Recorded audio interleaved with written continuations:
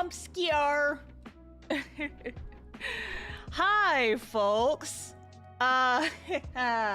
So you may notice that something is missing today. Something's different. VTube Studio was being very rude when I was trying to start my stream. And so we're not getting the VTuber avatar today.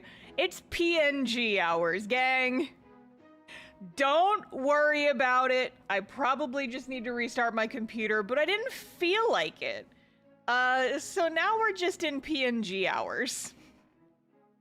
It's PNG hours. I brought out the cardboard cutout of myself. Just for funsies. Shits and giggles, as some say. But yeah, it's cardboard cutout hours. Don't worry about it. It's also Emery hours, because that's who we're drawing today, not even talking PNG. Listen, I was having issues like 5 minutes before the stream started, and I was like, you know what? Fuck it, cardboard star. Yeah, it's a cardboard starboard cutout. Yes, no, I like that. I'm always on your right side, watching, waiting. But yes, it is Emery hours, and if we finish this drawing early, I might take you guys on a brief adventure into the hell that is thumbnails. Because I'm working on the thumbnail for my next video, or I was right before the stream started. And I'm having a bad time. But maybe you guys can come along with me if we finish this one early. And also depending on how I'm feeling. But yeah, related to that, I finished my next video today. Thank goodness. I'd been stressing about it for a couple of days, even though it wasn't due until next week. But I just really wanted to get it done, because I've been working on it for so long. And I was like, yeah, just get it done, just get it done, just get it done, then you won't have to worry about it anymore, and you can focus on other things. So I've been grinding video editing for like 3 days. But the next video is finally done, and if you guys have a channel membership or a Patreon membership, you can actually watch my next video right now, or, you know, after the stream ends, whichever. Because it's done, and it's out, and it's me talking about a bunch of my old OCs. It is part 1 of what will be a 2-part series, and this Emery drawing is going to be in part 2, because part 2 is mostly talking about my D&D characters.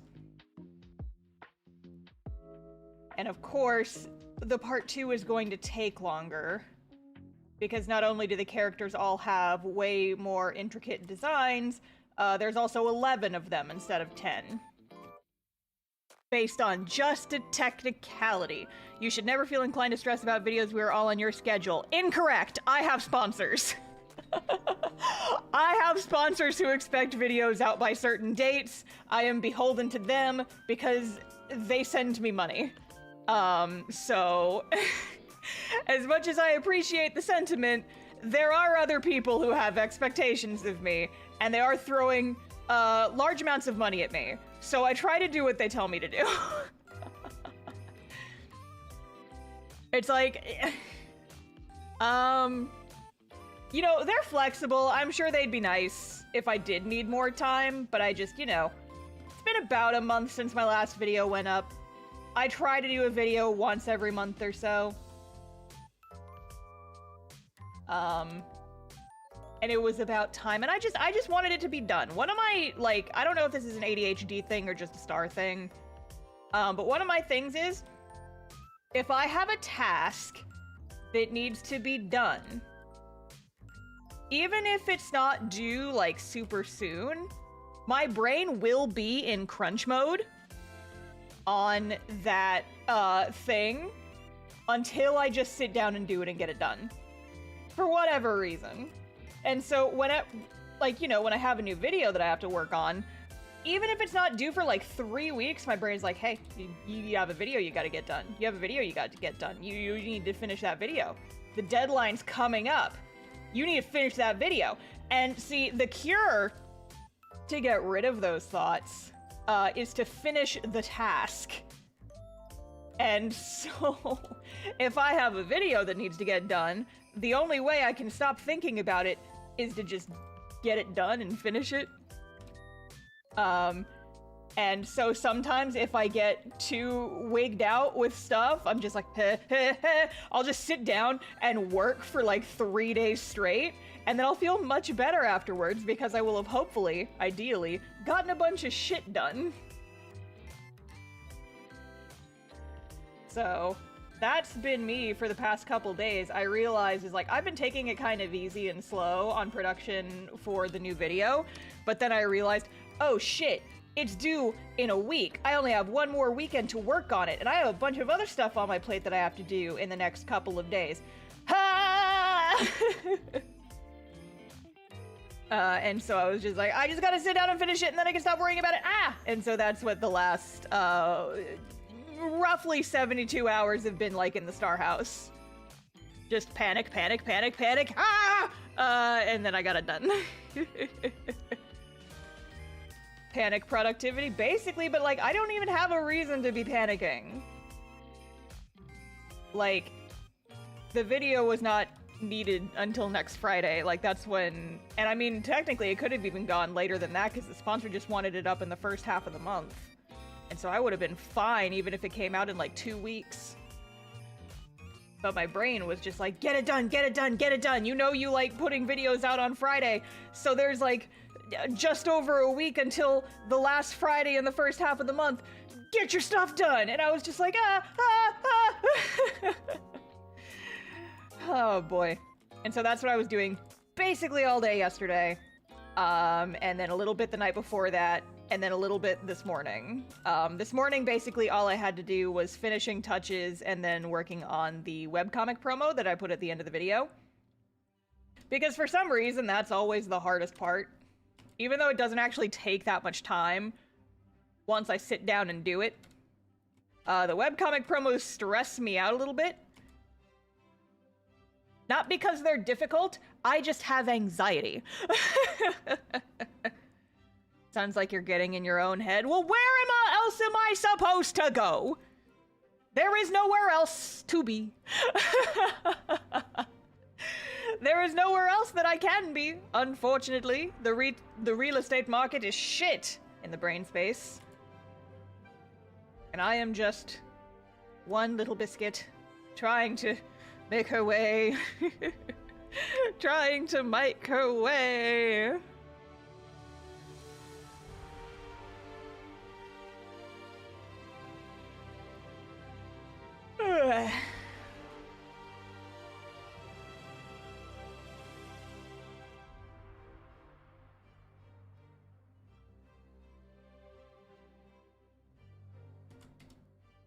But yeah, so that's what the Star House has been like for the past little bit. I still gotta do the thumbnail. But I'll have time to finish that this weekend if I don't finish it tonight. Not a huge deal. I was hoping that I could finish video production in time to work on the D&D video some this week. I might do that tomorrow because tomorrow's supposed to be my day off. I made myself my new schedule. That I've been trying very hard to stick to keep my brain on track. And it lists Friday as my day off. And I've been trying so hard to be good, but I have, like, screwed with my schedule for the rest of this week because Thursday was supposed to be my D&D video work day, because we didn't have D&D this week, so this week's Thursday should have been nothing but D&D video work for the entire day. And that didn't happen because I got all panicked about finishing my next YouTube video. And so today was supposed to be YouTube video work day, but what ended up happening was I didn't sleep very well last night. And so after I put the finishing touches on the video this morning, I passed out and just succumbed to a no-brain nap for most of the afternoon. And then I was working on the thumbnail, which was technically working on task, I suppose. It's just like, I wanted to work on the D&D video more this week, and I didn't, because I was so stressed about a video I didn't even need to be stressed about. No VTuber today. No, she was misbehaving, so I took her out back behind the Denny's. It'll be fine. I think I probably just, like, need to turn it off and back on again, but I couldn't get it to work before the stream started, so I was just like, you know what? I'm just gonna not today. It's cardboard cutout hours today. We're not gonna worry about it. It's fine. It's just for one stream. It's just for one stream.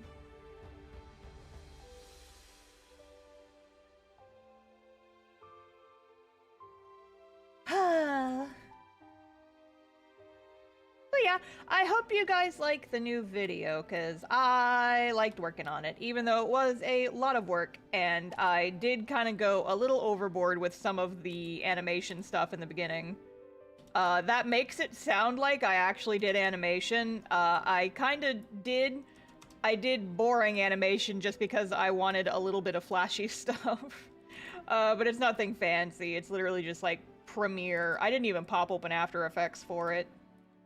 It was just like some little animations for my explanation of what my introduction to the video is, just me like talking about stuff. And I was like, ooh, I could do some fun stuff with some like very simple animations here. And then it took me 4 hours, but it's fine.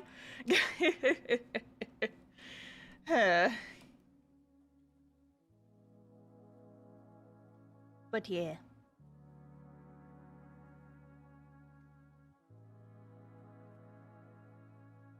Well, Emery, she's scrunching her nose a little bit. She grumpy. She grumpy. She scrunch. She do the little nose scrunch. I love my grumpy daughter a lot. I don't get the brainworms about Emery as much recently. But I do still love her. She's my grumpy daughter. She's my baby, and she's mean, and I like that about her. It was very funny, actually. Before the most recent What's Left of Us episode, we were kind of like, you know, joking around and talking before we started recording. No. It was 2 sessions ago. 2 sessions ago before What's Left of Us. We were all just kind of talking before the session, and I made the joke that... So, my friend Sarah has made the joke to me before that my D&D characters can be boiled down to 2 specific archetypes. I either play sweeties or assholes, and there is no in between. And so I just kind of like made that joke, and I'm like, yeah, so you know, Verity is the sweetie, and then Emery is the asshole. And then fucking Mildred was just like, well, I mean, you say that, but she's kind of a sweetie, though. And I'm like, what do you mean? She was assigned, she was assigned, sweetie in the group chat. She was assigned mom friend just because she had her shit together the most out of the rest of the party. Begrudging mom friend, more like older sister friend.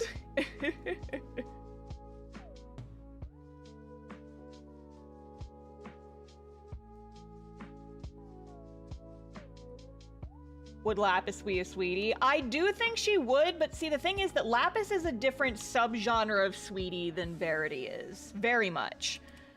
Like, Lapis is a sweetie in that, you know, she's nice to people, but she's also just, like, kind of quiet and reserved. Like,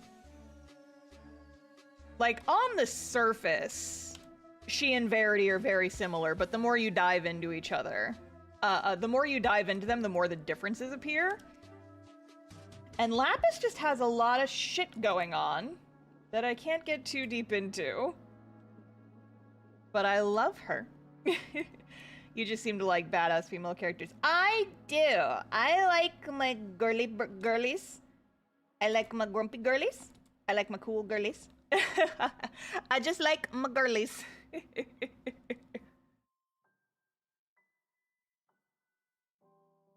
But yeah, so like, people were trying to describe Emery as a mom friend, and I'm like, I don't think she's a mom friend. I think if anything, she's got like older sister energy. She's just like... She's grumpy and protective and also kind of a butt face. And I love her.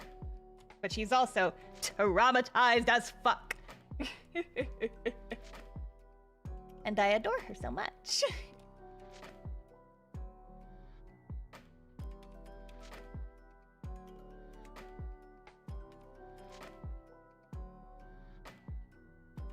She and Ariana Demir are like, I'm sick of this bullshit. Real though, honestly, actually, yes. Sick of this shit. Very much that on a daily basis. We love our highly traumatized and very protective girly girls who have been through some shit. And it's like, yeah, I joke around about Ariana and Emery being very similar, and it's because they are, but like, they're not exactly the same character, you know? I would say that Emery, like, it's easier for Emery to care more because her trauma's more recent, and so she's less, like, guarded than Ariana. Like, Ariana's stuff runs deep, but Verity is just like, she has hatred for one specific group of people, and then everybody else is just like, she's meh. She's just, what's the word I'm looking for? Standoffish, I guess? Just because she's been through a lot, but like, I would argue that Ariana is the bigger asshole between the two of them. They are not the same character. One has swords. True! One has swords and the other used to have a gun, and now she just punch. Listen, Emery... I don't think Emery is a punch girl. I think if Emery had to go hand to hand, she's like going for like fingernail shit. She's like trying to claw your eyes out.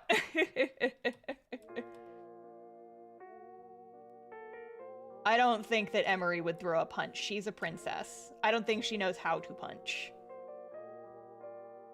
She used sword.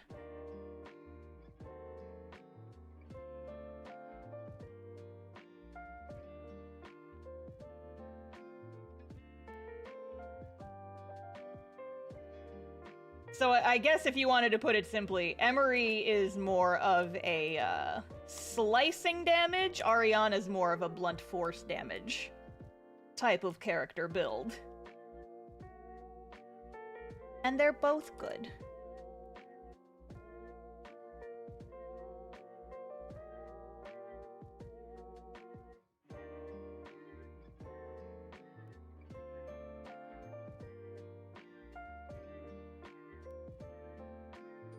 Emery Dex Ari Strength. Well, actually, I mean, Emery is a strength-based fighter, so I wouldn't argue that. Like, she still has to roll strength when she's using the swords she uses, but...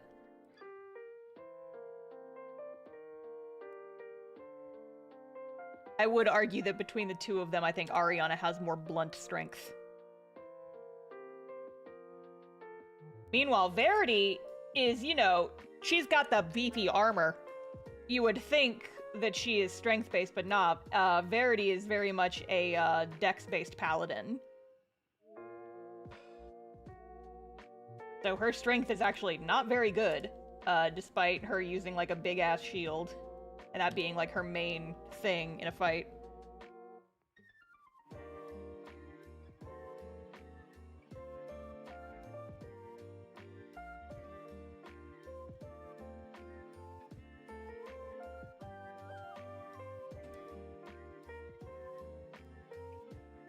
For some reason, I thought she was a dex fighter. I mean, okay, here's the thing. She probably should be. And considering I'm probably gonna be upgrading her a little bit now that the new fighter stuff for D&D is out, and it's sick. Like, fighters got a lot of new stuff with the new D&D stuff. I got to test it out when we played that one-shot last week. And so I'm probably going to be upgrading Emery to the new fighter class at some point in the future, and at that point I might do some finessing, and make her dex-based. Because that does kind of seem like it would fit more with her character, and then it would give her a higher armor class, which she needs, because even with heavy armor, her AC is only 17, and if she's gonna keep nearly dying in fights, I feel like she should have a higher AC. Oh, my baby girl, you have so much wrong with you. Oh, my lovely daughter, there's so many things are wrong with you. Oh, boy. I actually, don't tell anybody this. This is a secret between you and me, stream audience. I am considering doing some finessing to Emery's character sheet in more than just that way I just mentioned. So ever since I started playing Verity, I've kind of started really loving paladins. Ah! Jay, get out of here! Jump scare, fuck you, go away.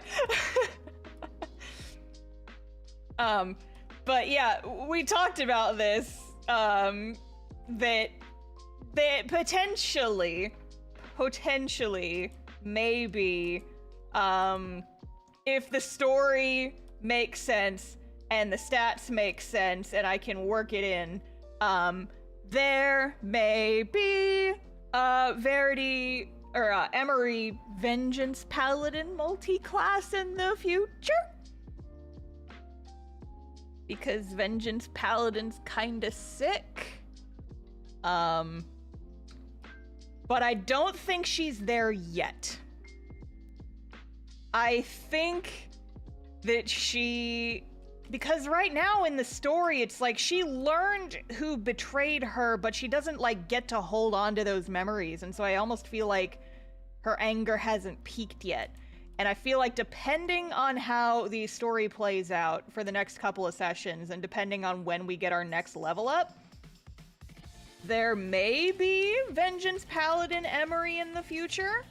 But I'm playing it by ear, and we're just gonna see what happens. We're taking it really casual. I think it would be sick. And then I'd have 2 paladin girlies.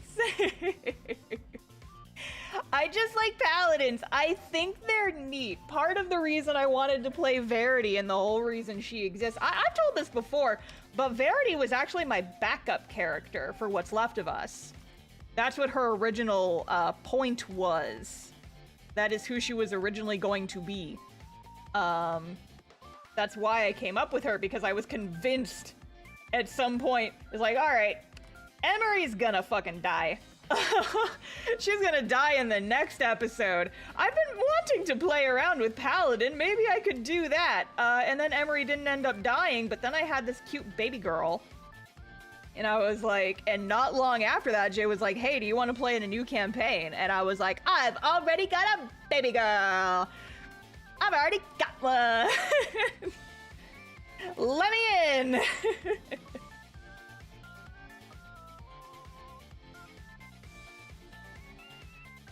Two tiefling paladin girlies who came back from the dead. Exactly. Exactly.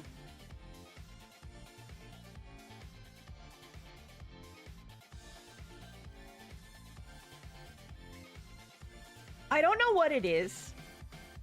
I really don't.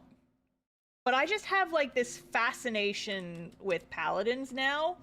I just think they're so cool. And it's not even the like, I was never a fan of like knightly stories. Like, I don't know shit about like the Round Table and the knights and all that stuff. Like, I know those stories exist, but I really know like nothing about them, just because like the whole like courtly knights drama never did it for me. But just some reason, I love paladins.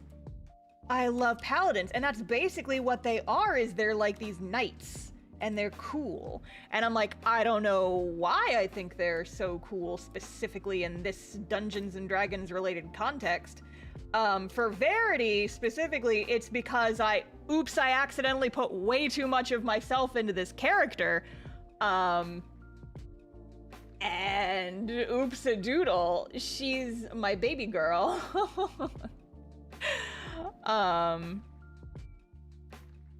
So that's part of it, but I was fascinated by paladins before I made Verity. I made Verity because I was just like so interested in paladins as a concept.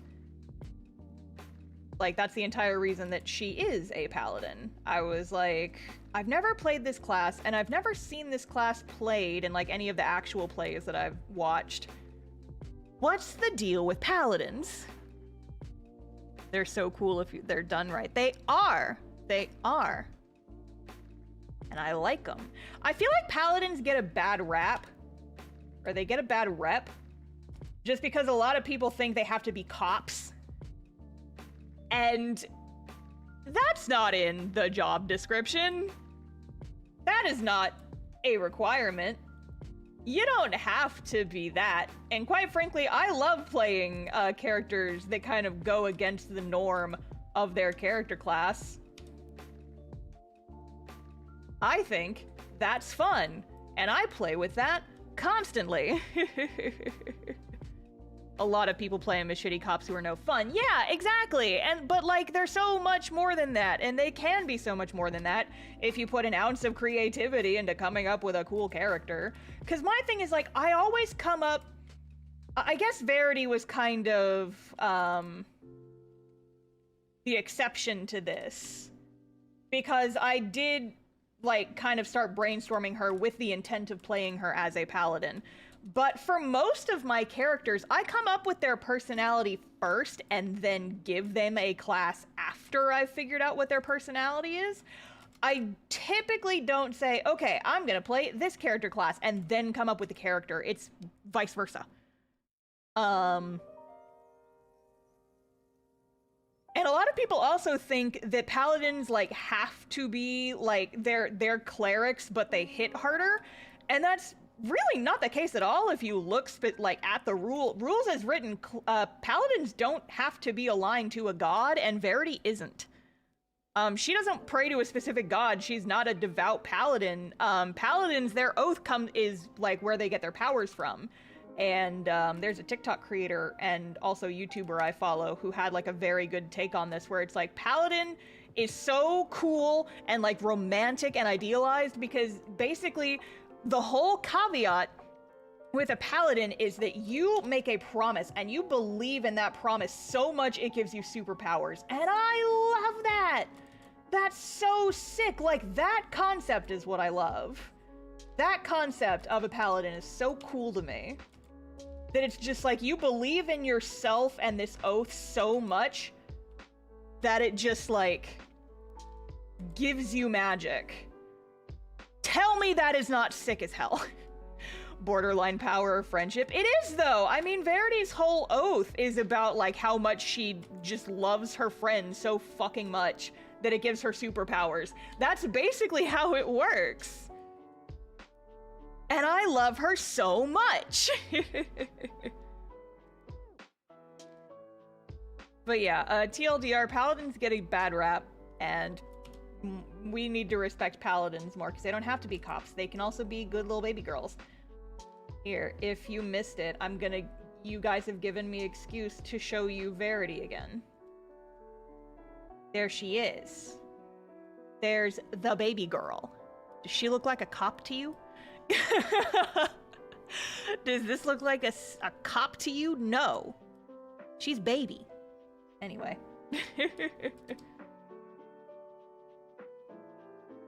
Anyway.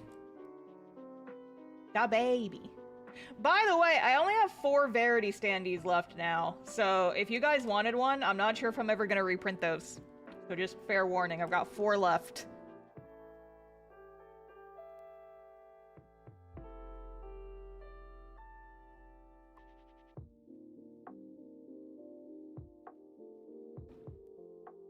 You guys are gonna hear about Verity and her friends in the part 2 of the original characters video, the one that my November video, because for the OCs video, I'm doing like, I'm spending, you know, 3 or 4 minutes just talking about each character. And Verity's entire, it's not just Verity, it is Verity and her entire old party. They count, and I wanted a reason to scream about them, and this seemed like a perfectly good opportunity. So, in the part 2 video, I will be telling you guys all about Verity's dead friends. And you will come to love them as I have, and then we can all cry together, because most of them are dead. Oops! The cool part about those characters, though, is that those are my very first, I've been calling them collaborative blorbos. Because when I started, like, the intent for those characters was, from the start, Verity has these friends, and at the start of the story, they are all dead. That was the intent from the very beginning. And so I literally just, like, kind of came up with them the morning before one of our earliest sessions. It might have been, like, the morning before our first session. I just was like, okay, most of them need to be not long-lived races, so we're gonna have most of them be humans. We can make one of them a half-elf for spice, and then one of them needs to be a dwarf, and so that'll be the love interest character. And then I just, like, spat out some names for him. I was just like, okay, your name is this, your name is this, and your name is this, and your name is this. And I just, like, came up with names for them, like, right before our first session. And I thought that was gonna be it. Like, literally all I gave Jay was, here's their name, here's their race, here's their class, they're dead. Here you go. Put that on their tombstones. And now I cry about them daily, I swear, because we've, like, you know, retroactively gone back and developed these characters so much. I feel like I know them, and I feel like they're my friends now, and that sounds so fucking corny, but I just love this little gaggle of fantasy, just little adventurers. And I just fucking love them so much, and I scream and cry, and I'm gonna talk all about them in the in the eventual D&D video when that comes out, and also in the OCs video, part 2, that will be coming out next month. Oh, sweet Jesus, what happened? I'm trying to get the link for the unveil thing that I wrote. Patron saint of Blorbos, indeed. Oh my gosh, I have to talk about this. Guys, did you notice, if you're in my Discord, you may have noticed that my display name has changed. Because fucking Discord finally gave me back ownership of my fucking server. It took 5 months after my account got hacked for them to finally do something that would have taken them approximately 3 minutes. And so I am no longer in my villain arc. I have changed my username back to what it was before all of the bullshit. But yeah, so here, I went and grabbed the link. I wrote a thing about Verity and her friends. And if you would like to read that, I will pin that briefly.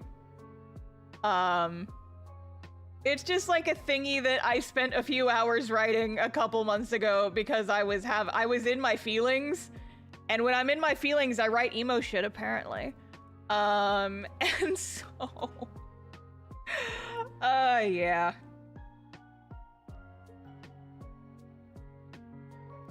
But yeah, basically my Discord server was an orphan for about 5 months because Discord was like, no, we're not gonna help you get your account back. Tough shit.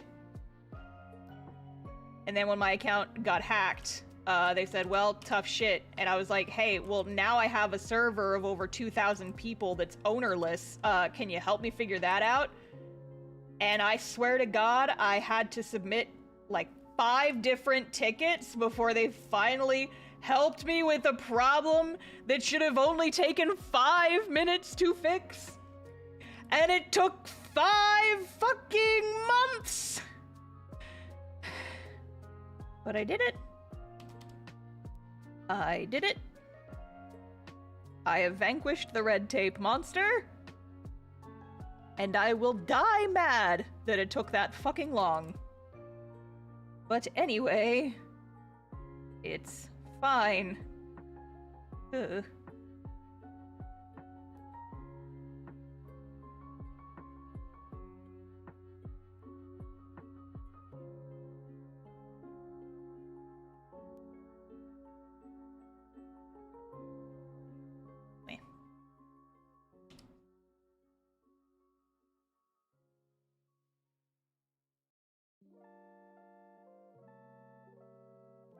Girl, where would your deltoid be? Is this where your deltoid would be? Kinda, maybe, sorta. I'm a professional artist, I know what a deltoid looks like. I know what my favorite muscle looks like. Yes, I have a favorite muscle. Don't worry about it.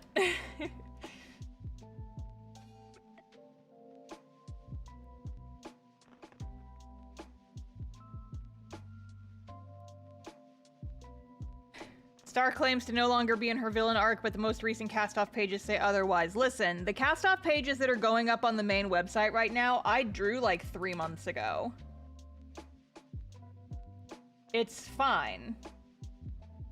Like, guys, I feel like I need to stress this. I am almost done with the current chapter of cast-off. I have less than 10 pages to draw.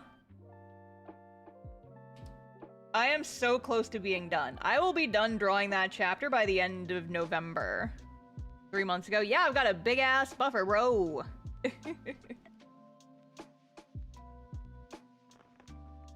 I've been working. But yeah, I don't think I will be done with the chapter before the end of the month, but I will probably be done with the chapter before books start going out, which is going to be mid to late November. What was the last set of pages I drew? How many pages do I have left? 1, 2, 3, 4, 5. I have 6 pages left to draw of Cast Off Chapter 12. And you know, I do 2 pages a week, so that's, yeah, I'll be done with that chapter. I will be done with the current chapter before the end of the month. And then I'm taking a fucking break. I am taking a fucking break because I'm tired. And I'm not gonna let you guys bully me into ending the hiatus earlier this time, because that's what happened last year. Is that I said, okay, sorry, I'm gonna beef for like a couple seconds. I'm gonna beef for just like a little bit. Don't worry about it. Just join me in this beef. Join me in the beef corner. So last year, when chapter 11 ended, I will admit, I did end it on kind of a cliffhanger.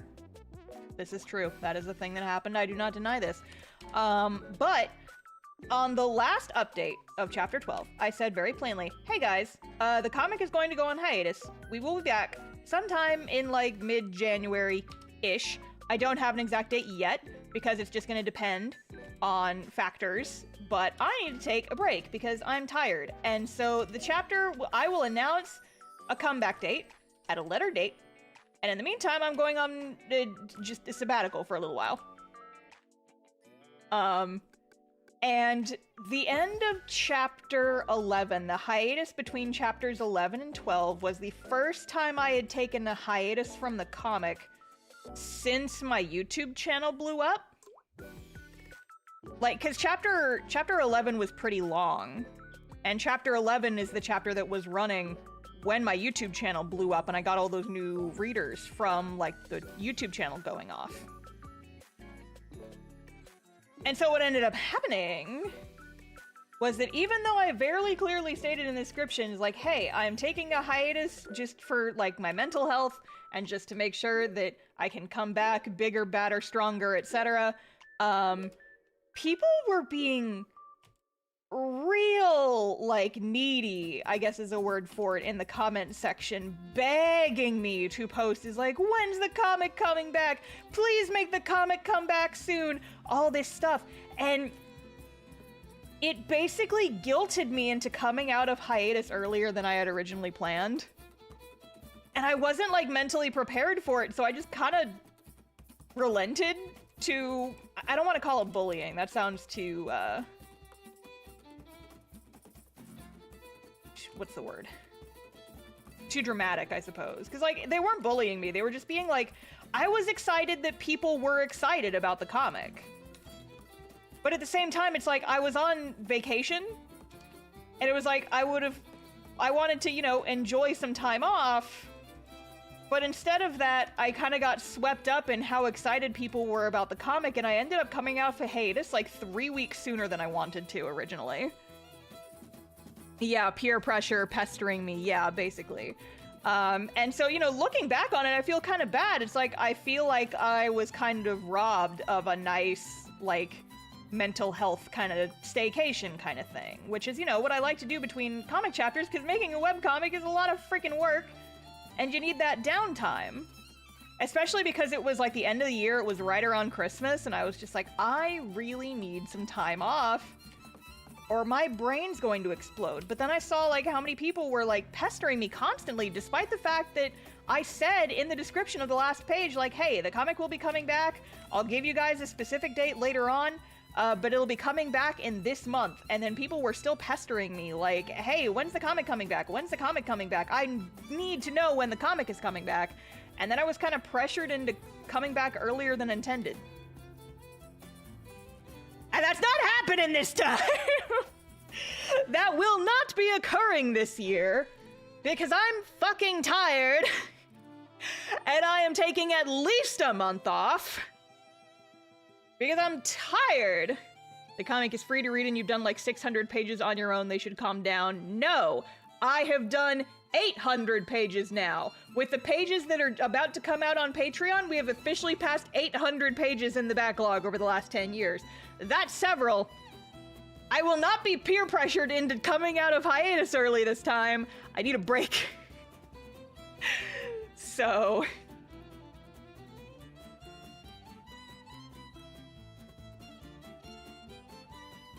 So there.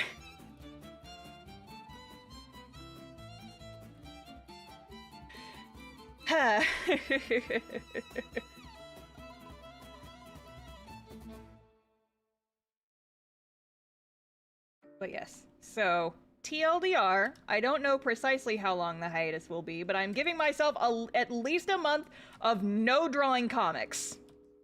Which means that whatever hiatus I take will probably be closer to a month and a half or 2 months, depending on how long it takes me to get my buffer going.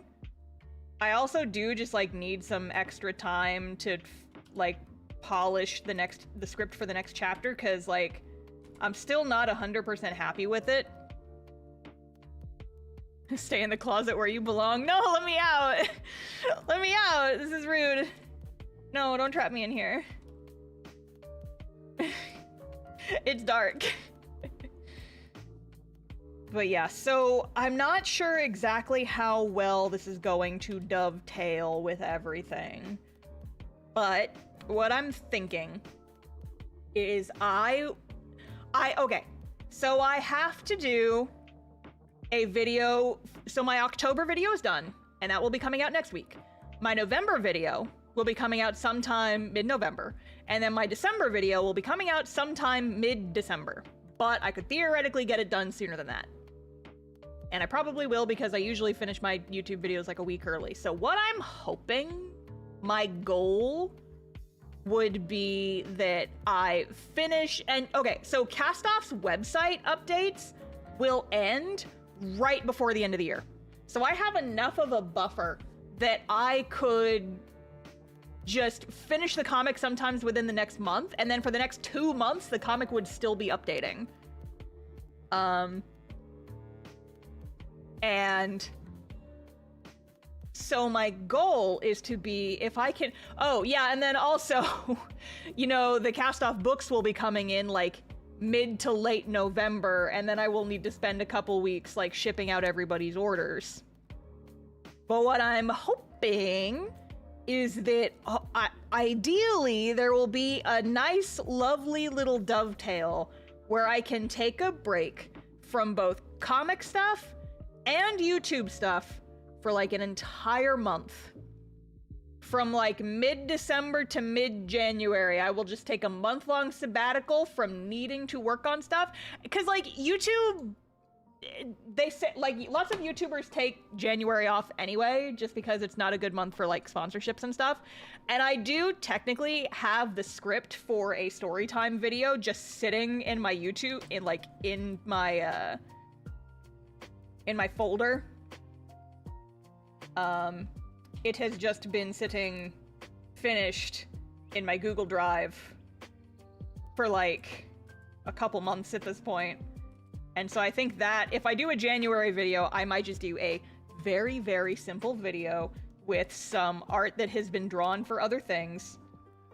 And it will just be like a simple, basic storytime video with very minimal editing, and I'll probably finish it super early. And then just let it sit. And then I can just take a freaking break. Because, like, I did get a break last year. But I would like a better one this year. I'm tired. And I'm to the point where it's like, I'm not in burnout mode yet. And last year, after packing all of the how to webcomic books and everything else I did at the end of the year, I was very much in burnout mode during my vacation last year. I'm not there yet, and hopefully I won't get to that point. But I can feel it kind of wriggling into the fringes of my brain. It's just like, I can kind of feel the burnout coming, and I need to stave it off with a broom before it gets worse. It's a thing you gotta worry about, but as you get older, you get good at knowing how to spot it, cut it off at the pass.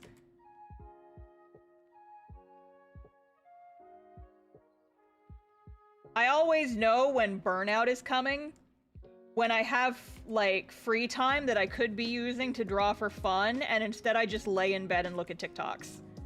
Which has been me for the past couple of weeks now.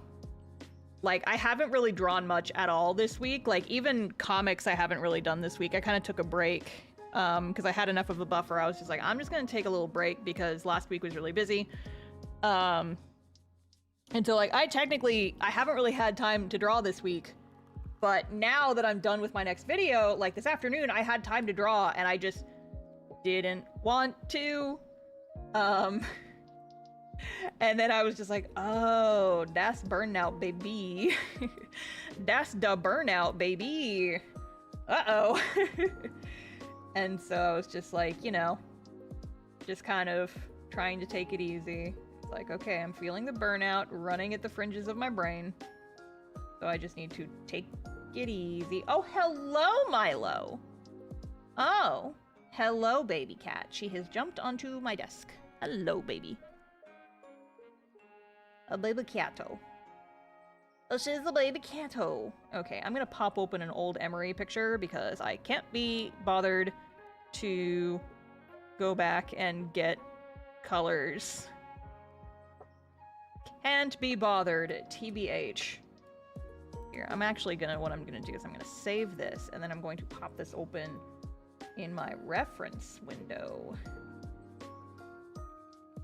And I will just be able to look at that. Hi, Verity! Hi, baby! Okay. Sorry. I had to take a sec because I saw my baby girl. I'm so normal, I promise. So normal about my own D&D characters. Sheesh. You just want to look at her. Just like pop open that window and be like, look at this baby, I made her. I made this baby girl. Look at the baby. I made her. Anyway. Oh boy.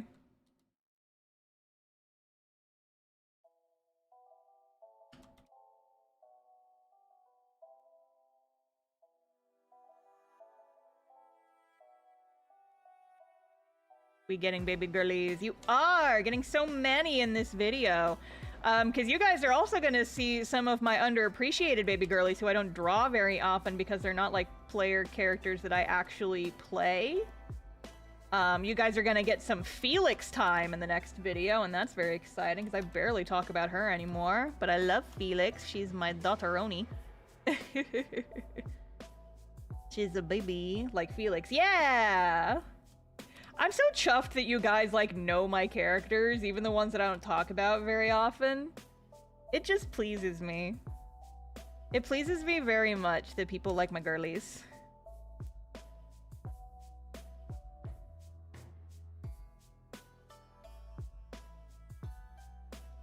Like, people know my girlies, and they like them, and that's cool.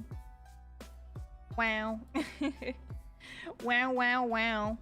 Oh, that's not where that color goes. I'm very smart.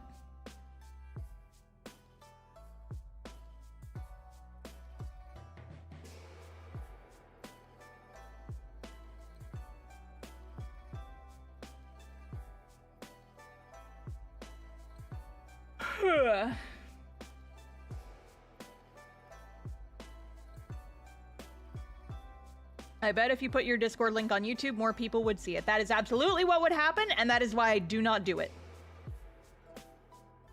Because I did do that for a while. I put the Discord link in my YouTube video descriptions. And then too many people joined, and people were coming in and behaving badly immediately.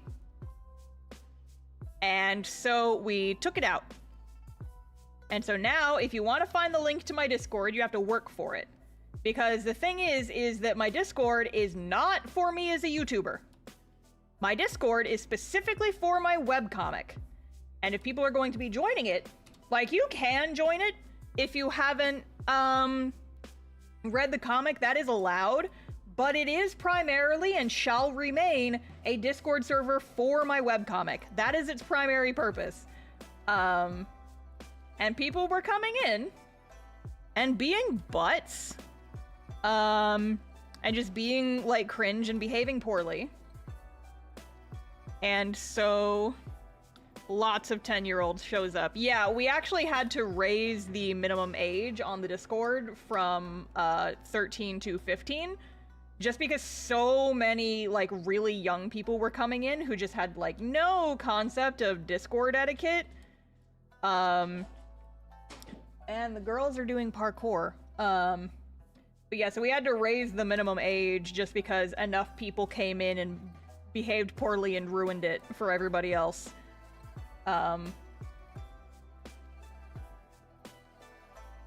So that is why I do not advertise my Discord link very much. If you find the Discord, you're allowed to join, but I don't make it easy to find because I don't want to have a huge Discord filled with children who are going to behave poorly and put off other people who are just there to have a good time and talk about the webcomic and also occasionally my YouTube stuff.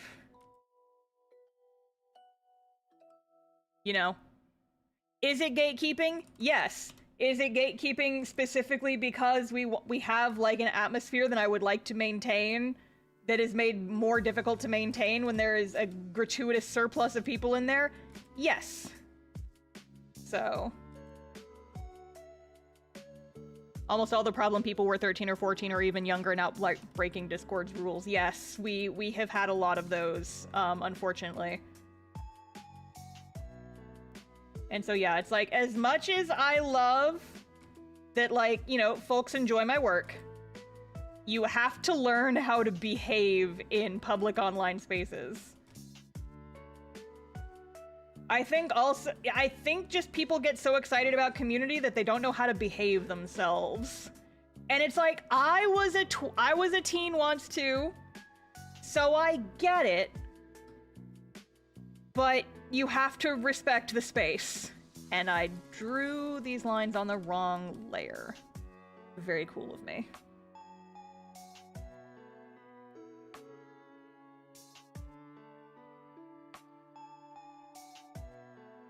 Love that for me, actually. But yeah, I also just don't post the link on my YouTube videos because I don't want it to become a Discord specifically for talking about my YouTube stuff.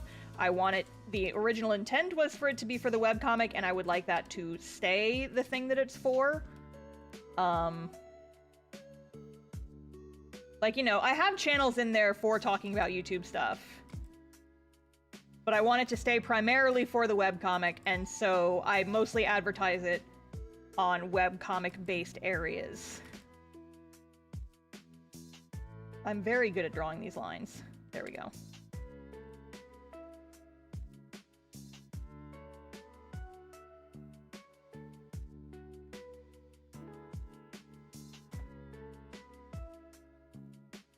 But yeah, it's like, my Discord's not even really that big if you compare it to, like, some bigger YouTuber channels and stuff like that.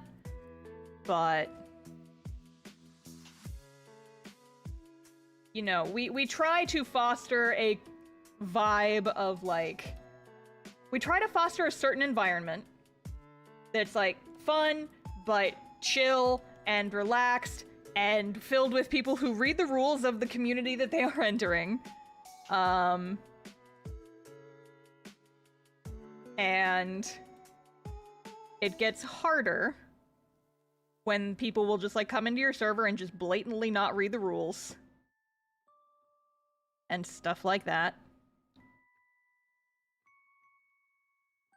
There were so many people only there for YouTube who were like, LOL, I hate reading, you want me to read? And it's like, wow, what? You're on a Discord server. Yes, read. Jiminy Christmas. But yeah. So that is why the Discord, like, the minimum age got changed and all that.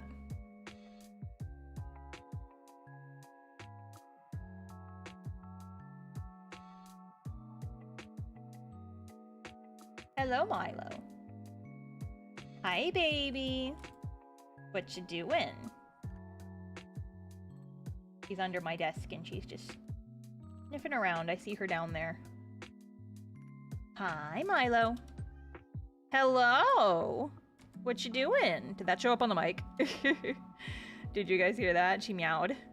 Hey, get off my computer! No, ma'am. You know that's not allowed. And she's gone.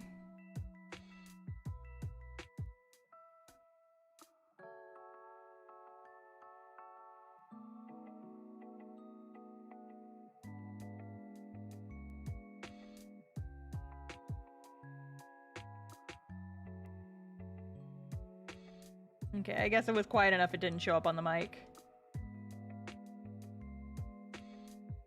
Look at my beautiful daughter. She's so cool. I love her. I love my devil daughter. She's so cool. Yeah, fun fact, if you haven't been keeping up with what's left of us, spoiler alert, Emery's not a tiefling. She is a full-ass devil. And she is learning that as we go through the story. It's very fun. She can apparently activate True Sight. And just has that now. She really wants to have her devil wingies, and kind of sort of has them, but not really. She's working on it. Right now they're just kind of like vestigial lumps on her vertebra, or her shoulder blades. She's working on it. Excuse me, what? Jinx, you were there for that episode! I thought you knew that! That's not news! That happened months ago! That happened like a year ago! That was... I think because we found that out after I was gone for that. It wasn't one of our bonus episodes, technically, but no, yeah, that's been a thing for a very long time. She's just like kind of just now starting to figure her shit out, though.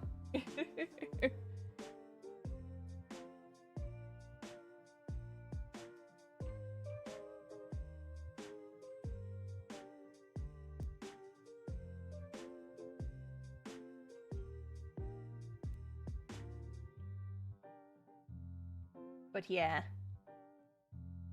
I love my devil daughter. She totally just, and the reason that she is like, we've known this for a while.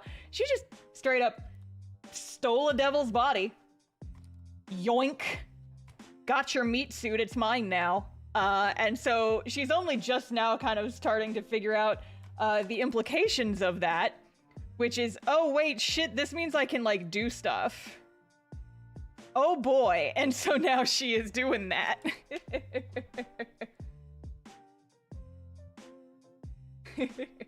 Jinx, why are you DMing me? I know you're watching the stream. But yeah. A reverse possession, that's a new power. Yeah, but she's had that for a while. You ever get so pissed off you accidentally steal somebody's meat suit? Free real estate? It was not free. She did kill the original inhabitant. It was not free.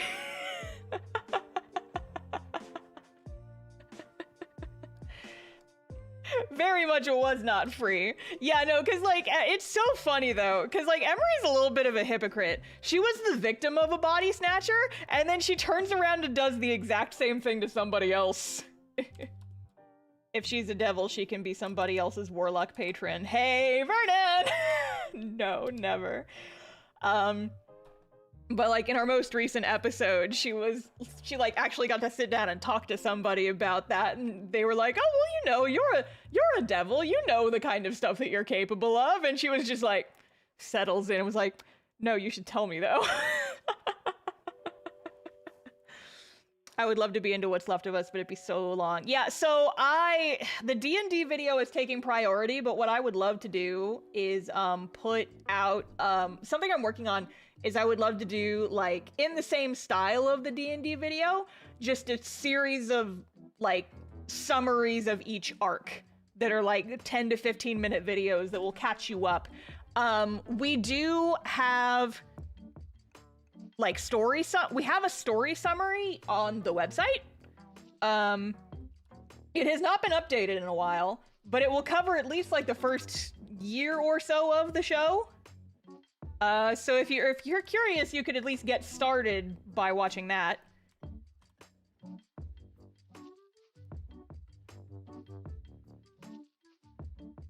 Those would be helpful for me too, apparently. Yeah, so like I got distracted and I haven't been rewatching because it involves, you know, me going back and rewatching all the old episodes and taking notes. Which I kind of stopped having time for. But I could do that tomorrow because I'm gonna be just like working on the D&D video tomorrow, so I probably could just like have those on in the background. I'm roughly halfway done with the summary for the first part at the very least, which is the train arc. Because I know that, like, yeah, actual play shows can be hard to get into. But my goal with those is that it would make it more accessible, you know? And I'm in the process of editing all the breaks and stuff out, and that's what's being posted on the YouTube channel. Yeah, Jinx has been doing some editing for us, which is super nice. So she's going in and like editing out all of the breaks and like the wait time and the waiting screen, so you don't have to like skip around in the episode to skip all the stuff. And so that will just make the episodes like a little bit easier to watch. And then eventually we will also have those summary videos out, which will mean that like you can just kind of get like the very best bits. And if you decide you want to go and watch some of like the full episodes, you can. But it'll be like just short summaries of each of the arcs, and it's cool. Multiple different ways to watch. I kept some of the fan art in, by the way. We need just like a fan art gallery like website or something. But putting that on the card website would be a pain, just because for card galleries, if you have more than, well, no, we might be able to do that on card, but it'd be a pain to like go in and do the credits for all this. I'll figure it out. That's a project for a less busy star.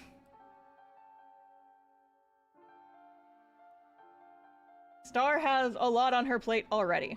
I could make a video with the stuff we have. Yeah, I mean, the thing is, I think a fan art gallery, like a static web page, would be good. So people can just, like, go in and look at it. So not necessarily like a video. We could do a video, like a video fan art roundup, but I think that it might be cool if we just did, like, a static web page for that kind of thing, you know?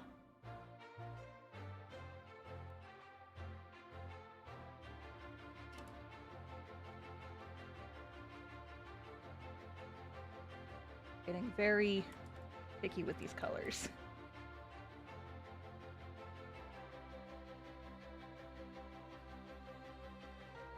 We'll brainstorm more later? Yeah. We'll figure it out.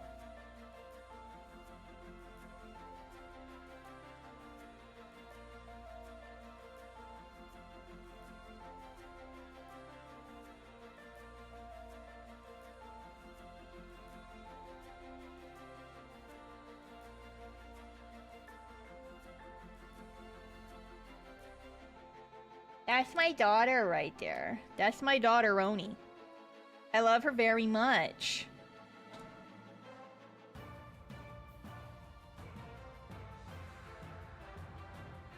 Make this the reference layer. Good. Select. Color. Okay, where's that cherry blossom brush that I love to use for her? Because I have, like, a specific default Clip Studio brush that I've been using for... Here it is.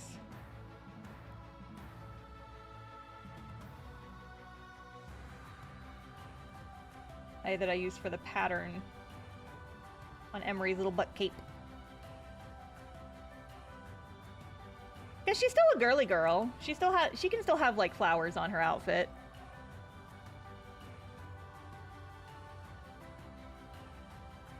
And we love that for her.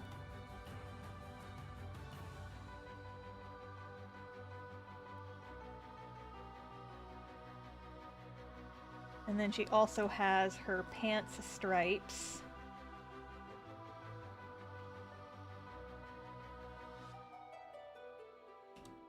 That are kind of like greenish.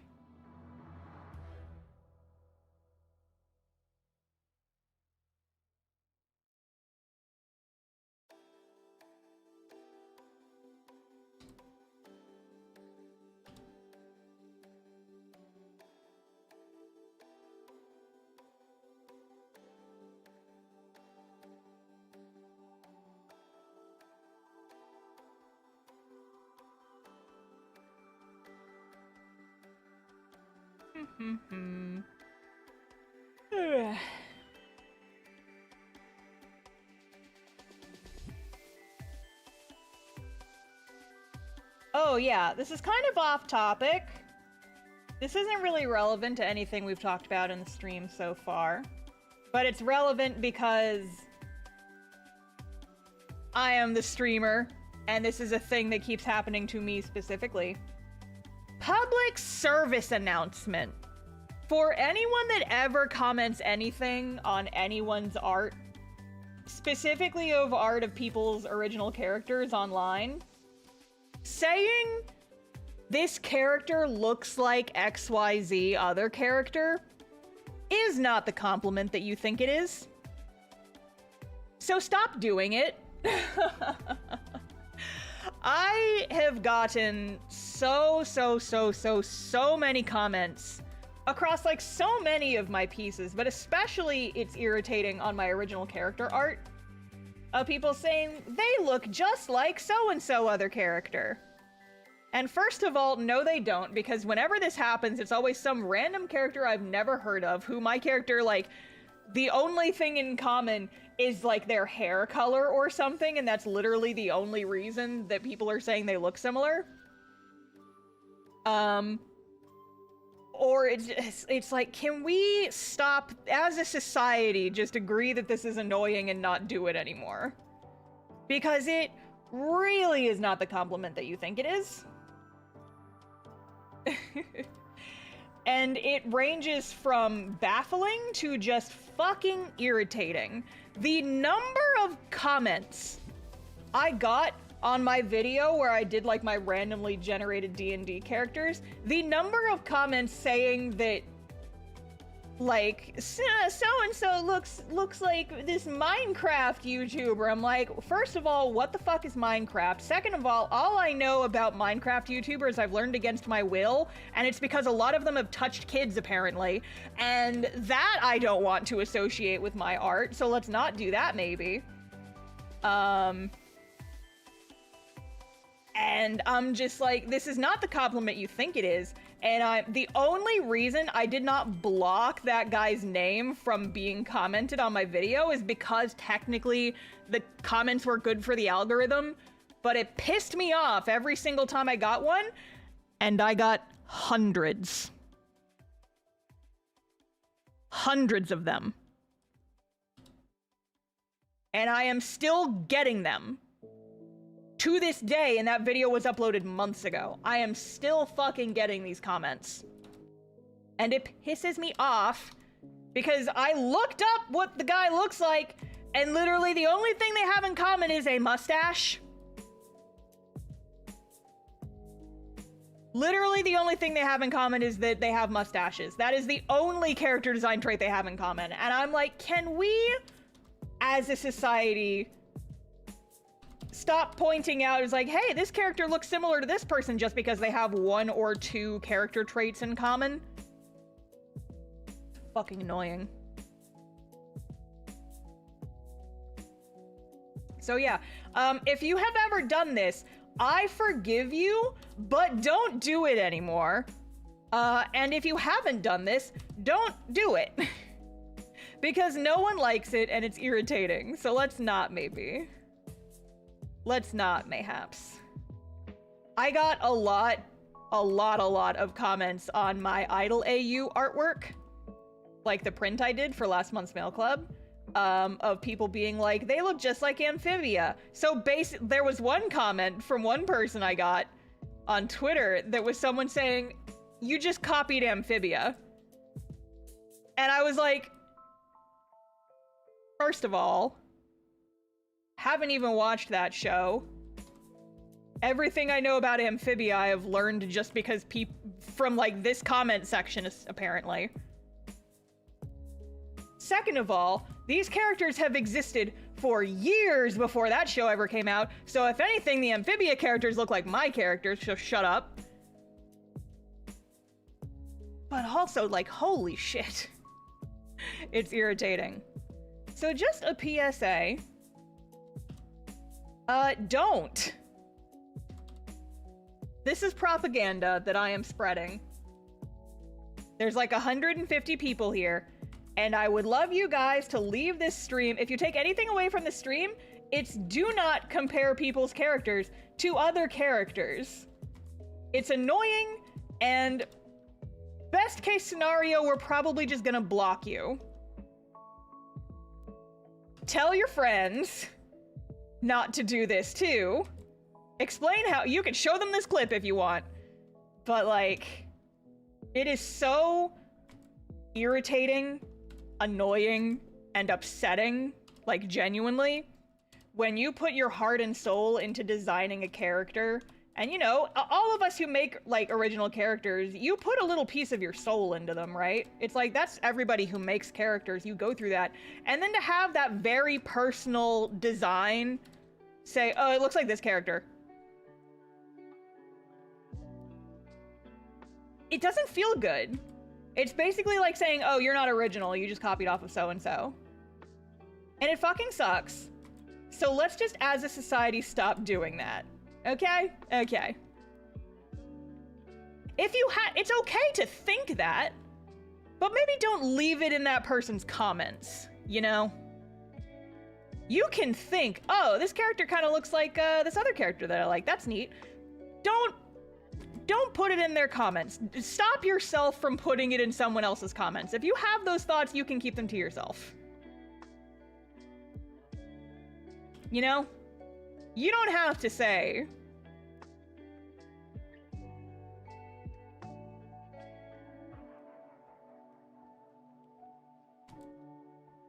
have we learned nothing from Thumper's mom, right? If you have nothing nice to say, then don't say anything at all. If you can't think of any comments that are not, oh, your original character looks like this other character from this mass-produced piece of media, maybe just don't say anything, actually. Maybe we just don't say anything, actually. I would be more happy with 0 comments than a comment saying, than having like 1 comment and it just says your character looks like this other character, implying unoriginality.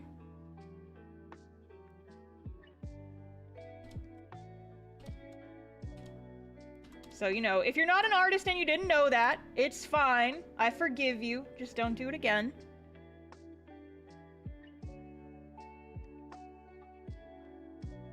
And just take this knowledge with you out into the world. Tell your friends.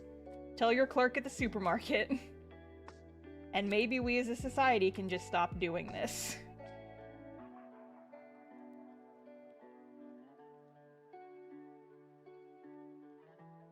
Quite frankly, I would love that. Would love to never get one of those comments ever again.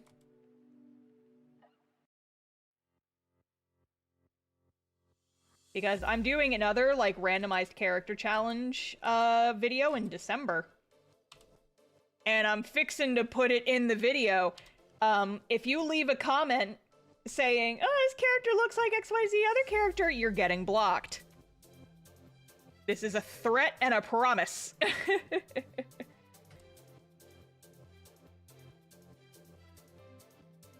And we'll see how many people I have to block. I'll update the death count.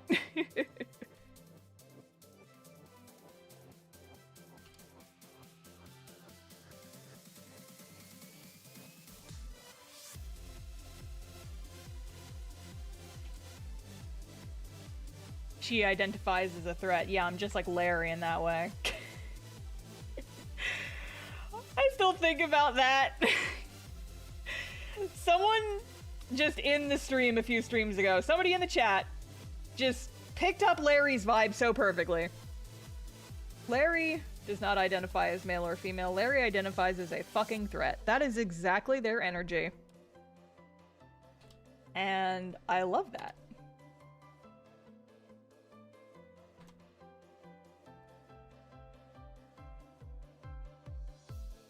Question, will Talus, Nyx, and Asher be featured in one of the 2 upcoming character videos? They will not. Just because... So, the thing with that trio is that I made them specifically for that video. And once that video was done with production, I kind of just washed my hands of them. That sounds bad. But it's like, I did not make them with the intent of using them for anything beyond the video. And so I wanted the OCs video to focus specifically on, like, characters that I've had for a while, characters that I'm actively using, characters that, like, actually, you know, live in my brain and do things to me emotionally. And those 3, you know, I like them, but I made them for a video, and then once that video was done, their task was complete, so-and-so. So it is said.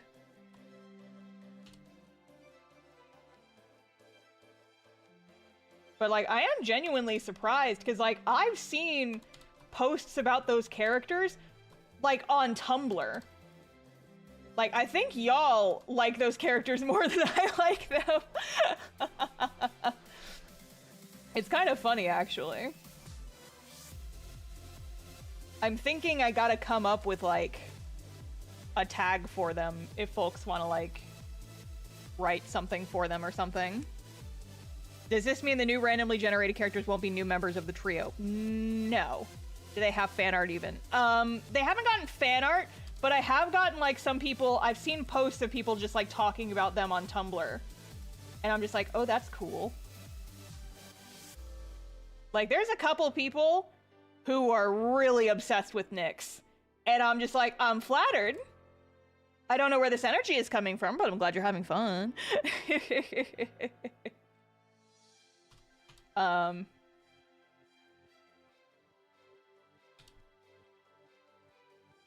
But yeah, so what I am thinking, honestly, based on the results that are active so far, the results may change because, again, the poll is still open.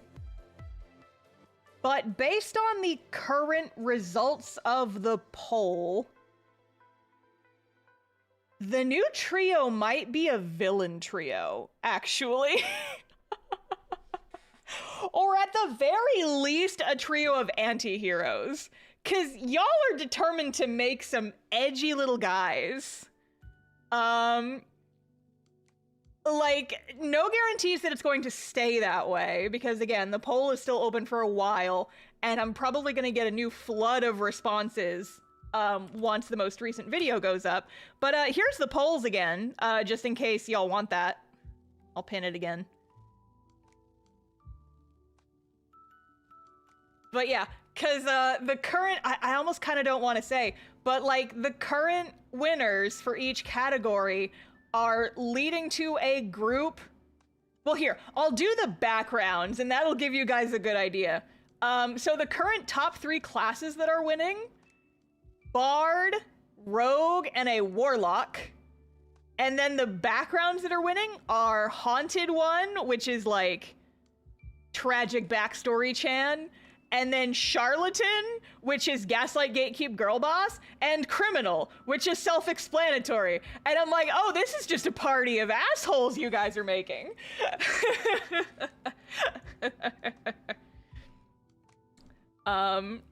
So this will not be a goody-goody party. Unless the polls swing wildly in the next couple of weeks. But you know, I look forward to the challenge. That'll be fun for me. And also, if you have not submitted your stuff for that poll, you should, because I'm going to be closing it probably once the OCs Part 2 video goes up.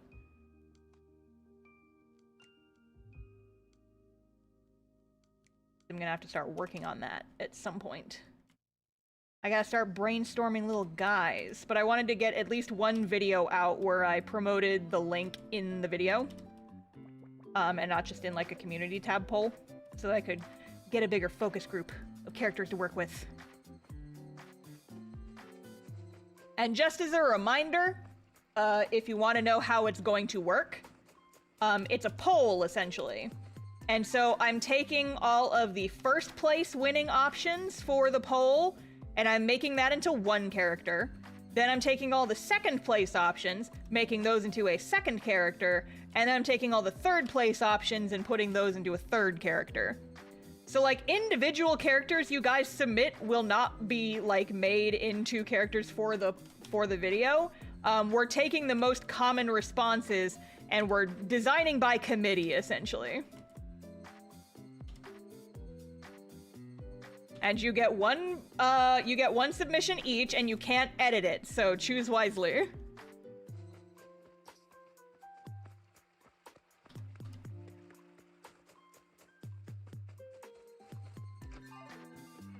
Are the furries still winning? I will not tell you that.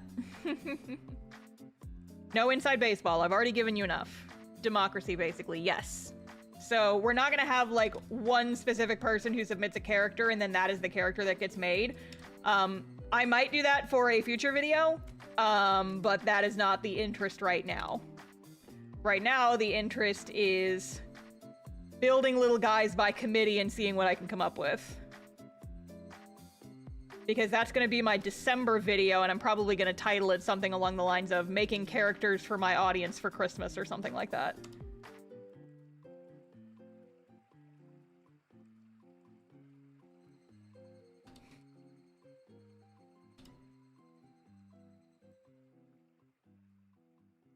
Are those options winning by a lot, or can it change easily? So there's already been like 1,000 entries, so any significant shift would be tricky.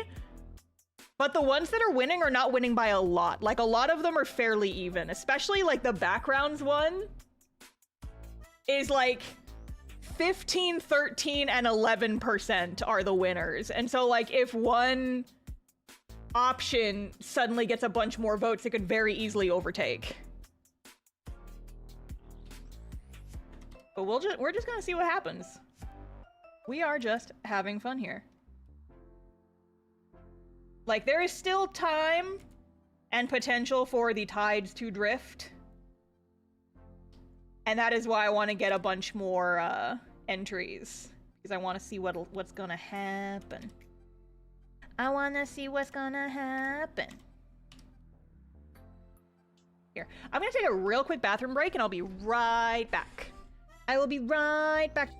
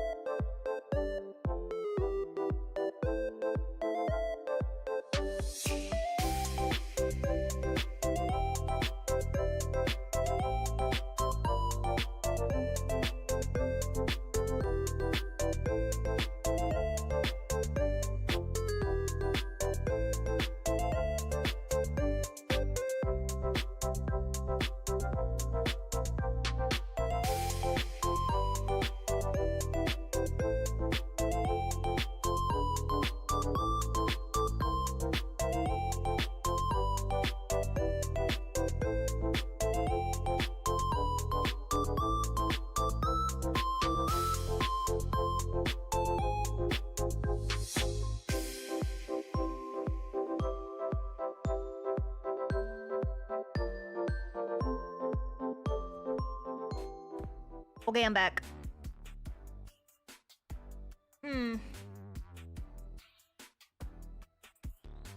Sorry, gang. Needed a just quick little break, but I am back. Alrighty.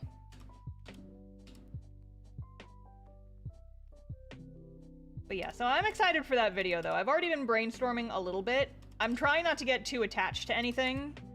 Just because, like I said, the results may change between now and when I shut the polls. But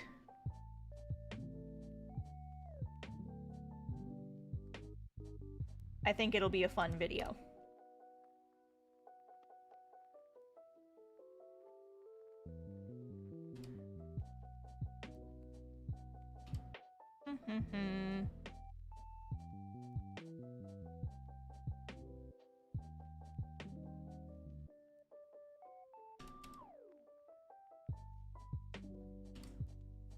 Oh my gosh, Molly, you're running around so much.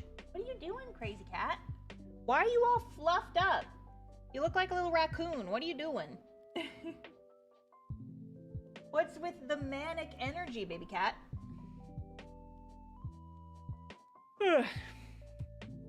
How long will the poll be up for? I'm gonna take the poll down once I start actually working on the December video, which will probably be around mid-November. Because I usually start working on my next video. Like, once I finish a video is generally around the time that I start working on the next one. And so once my November video is posted, then probably the polls will be shut down. I don't have an exact date for that. It's just gonna depend on my workflow for the next few weeks.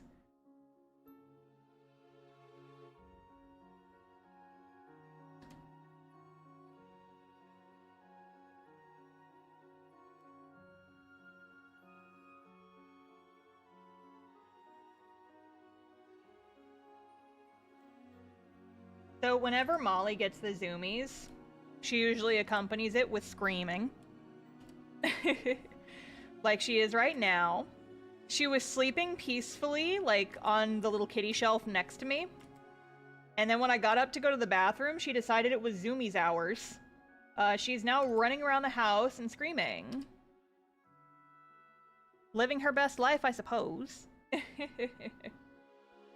I kind of want to get the two of them one of those like cat exercise wheels because they love to run and I feel like they would enjoy having a more contained space on which to run constantly without having to, you know, like stop to take a sharp corner or something, because they do definitely run around the house quite a bit. But maybe like an exercise wheel they would like. That's what it is too. think I didn't do my expandy trick.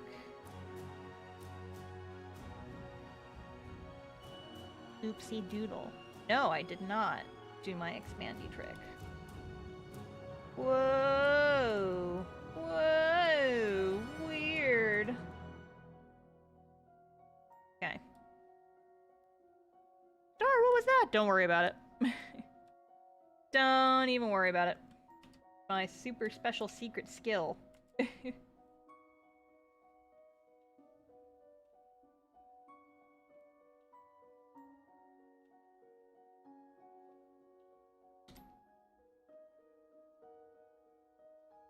A special secret trick that just makes things go a little faster. Why do you do that, by the way? It fills in all of the tiny little corners. Like, sometimes, you know, areas like this, like, the fill bucket tool won't get all the way in there. And so, rather than go in and, like, manually fill it for, like, every single corner and having to go around and look at every single thing, I can just use the green tool and it expands under the line art for me. And it makes things a lot easier.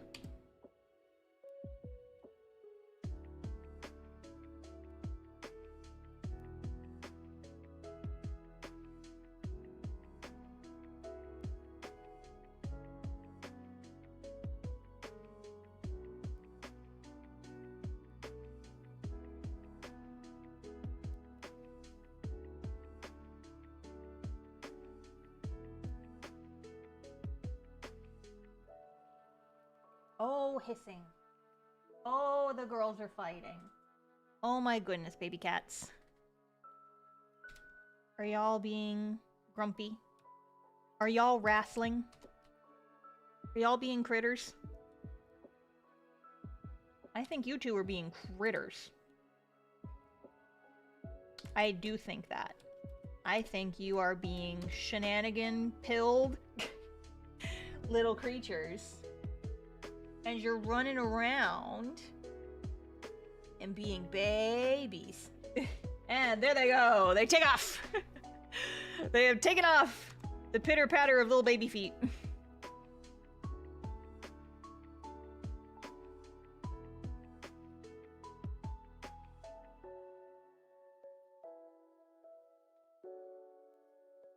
It's Zoomies hour. The hour of Zoomies is upon us.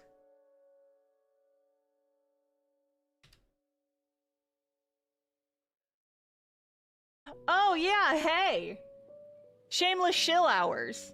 If you guys didn't know, my friend Sarah and I have a podcast where we talk about idol anime and stuff. And we just released a new episode today. So you guys should go listen to the new episode because it's very silly.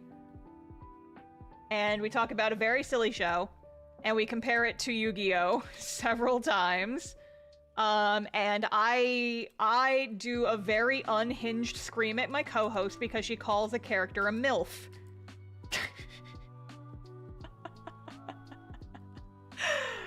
And that audio bite is going to haunt me. Like, Sarah, you can't use those words on our podcast. If you want context, go listen to the new episode. I need to make some shorts for the, what is it? I need to make some shorts for the podcast to encourage people to watch it.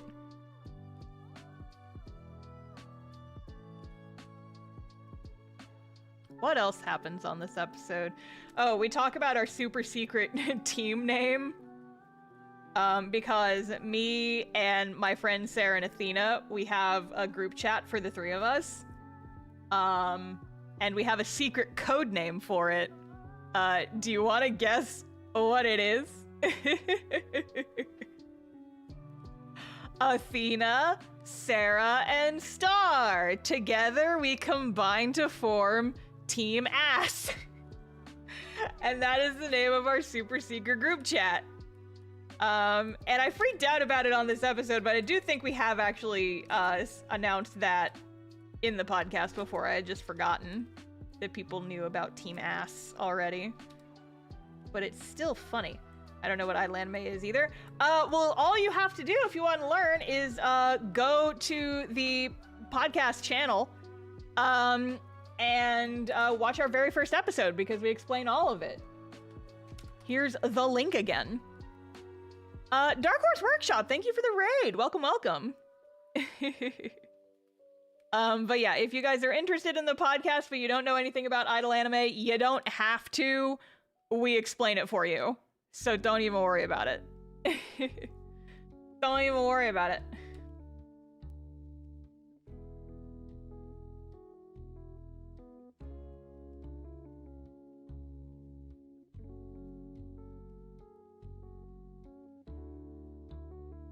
Yes.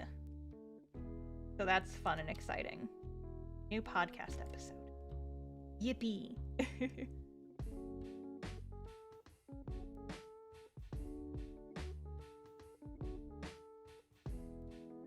Alright, and now it is time for the usual bullshit, wherein I go in manually and change the colors of all the shading. That's the wrong layer.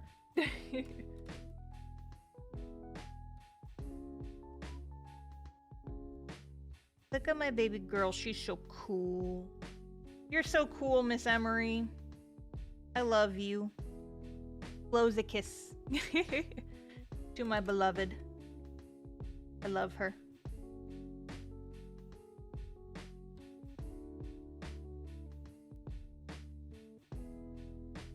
I still need to finish my Baldur's Gate playthrough that I was doing as her. I kind of got burnt out on the game after I stopped streaming it, and I haven't picked it up in a while.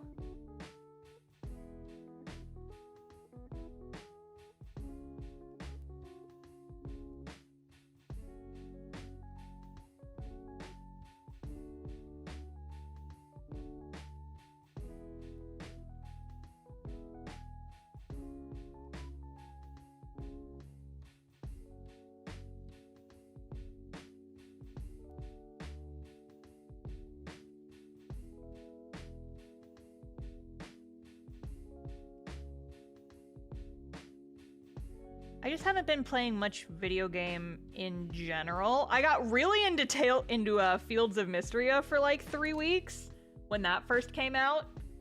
But I haven't picked it up in a little bit because I've kind of done everything I can do in the current early access.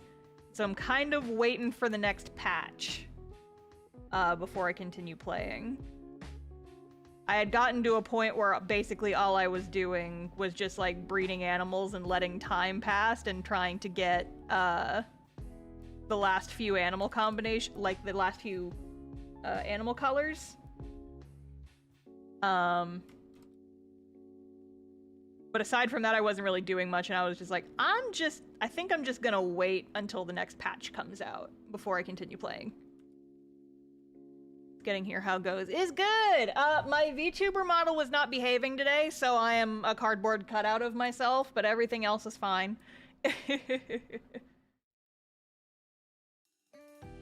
I will probably not be working on this one too much longer, she says, as it will probably be at least another half hour because she loves to add random little tiny details to her shading. And also she is a liar, she being me. You ever say, oh, this looks done, and then you keep working on an art piece for like 30 more minutes minimum? That's my everyday baby.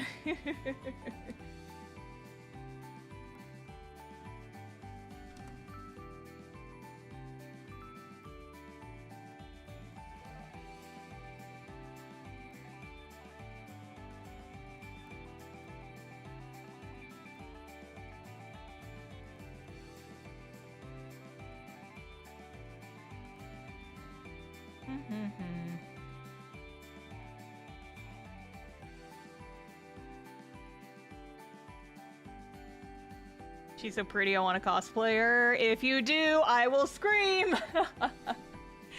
In a good way, because oh my god, that would be neat. I've had people cosplay the cast-off characters, And that, in and of itself, always blows my mind. I can't even imagine getting cosplayers of, like, the What's Left of Us characters. That would be so freaking sick. And also brave, because that would involve doing body paint, which even I can't be bothered to do, and I made them. I made these characters. They are my children. And even I don't want to do that. Like, the main thing keeping me from just busting out my very own Verity cosplay. Because I love a girly with cool armor and a big dress. But I don't want to be purple.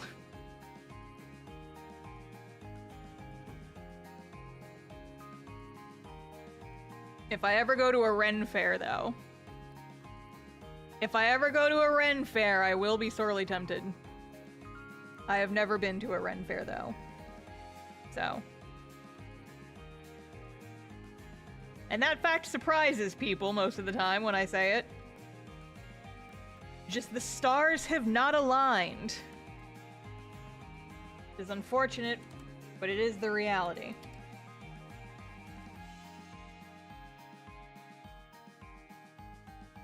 It is not out of lack of wanting, it is just out of lack of going.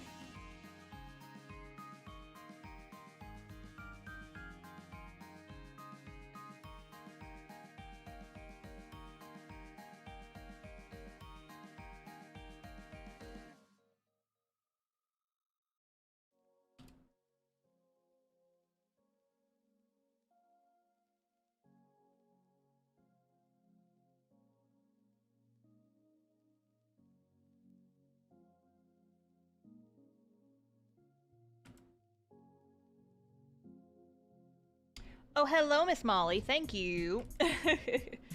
Just walks right over me. All right, really?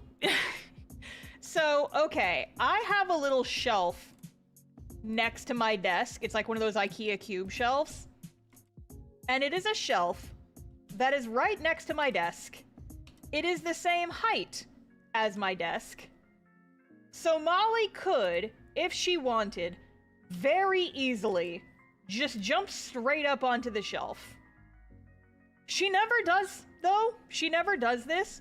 She always takes the opportunity to jump up on the side of my desk, walk across my desk, and get like all up in my face for just like a hot second to walk over to the little shelf next to my desk and then lay on it. It's like, Molly, you could just jump straight up onto your little sleepy shelf. But she's like, no, I have to make it your problem. I have to get up in your face about it because I'm a cat.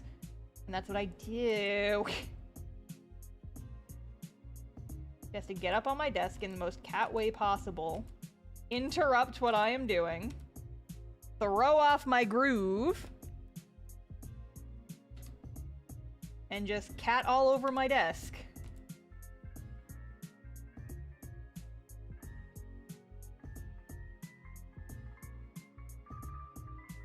That's cats for you. It sure is, honestly. I do not begrudge her this. I know she is but a creature. But you could just jump up on the side, you know?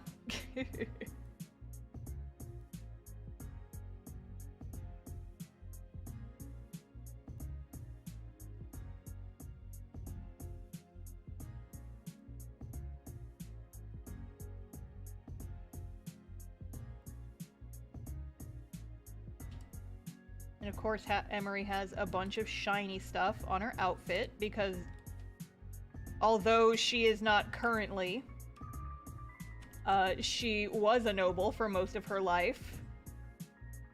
And even though she is poor as hell now and can't afford like actual shiny things and nice outfits, she makes do and she covers herself in shiny stuff as much as possible.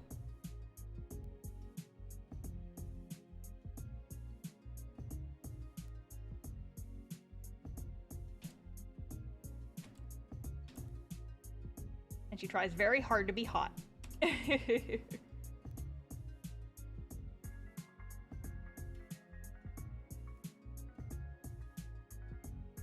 And that part's partially out of spite. I remember when I posted like the very first artwork of Emery to my my Instagram page. I got a comment from someone saying, "All your characters are too pretty.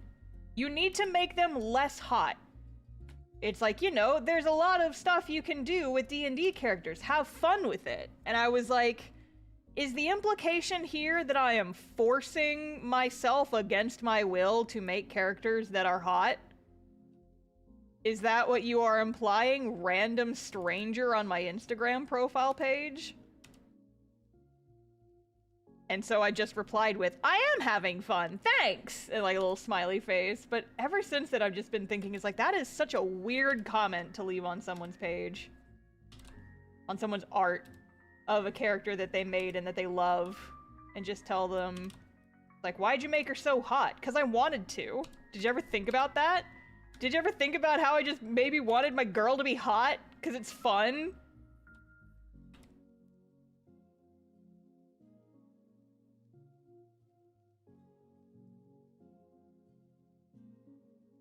My hot girl. I love her very much.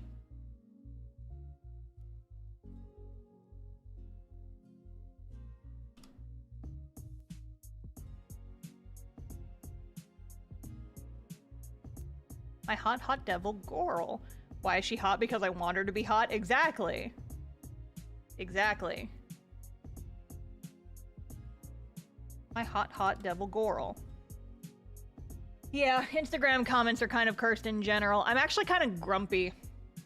And I feel like I shouldn't be, considering the reason why I'm grumpy. But I am. So because of circumstances, I made myself a new Instagram account a couple months ago. And I've started making that series of shorts.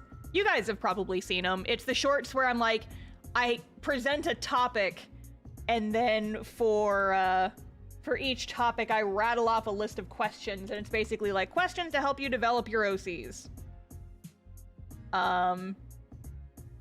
Those have been doing, you know, those have been performing reasonably well on just about every platform I've been posting them to. But they have been doing fucking numbers on Instagram Reels. Like, those videos are performing better than anything I have ever posted on Instagram. I went from like a few thousand I went from like a few hundred followers on Instagram to, I think I hit 20K like a few days ago, and it's still climbing. Like, every time I log into Instagram, I have 100 new followers, 100 plus. Just because I've got like a couple of those videos out now, and they're all going viral at the same time. And I'm just getting all these new followers from it. And I'm like, on the one hand, I'm grateful, but on the other hand, people leave the stupidest comments on those videos. And, like, you know, not all of them, of course. Not all of them are stupid. But I feel like when you have a video go viral, the stupid commenters come out of the woodwork. Like, they can smell it.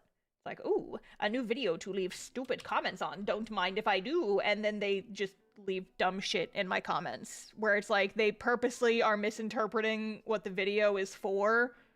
Or like yelling at me for making the video and it not being tailored specifically to them. Or something along those lines. And I'm just like, ugh.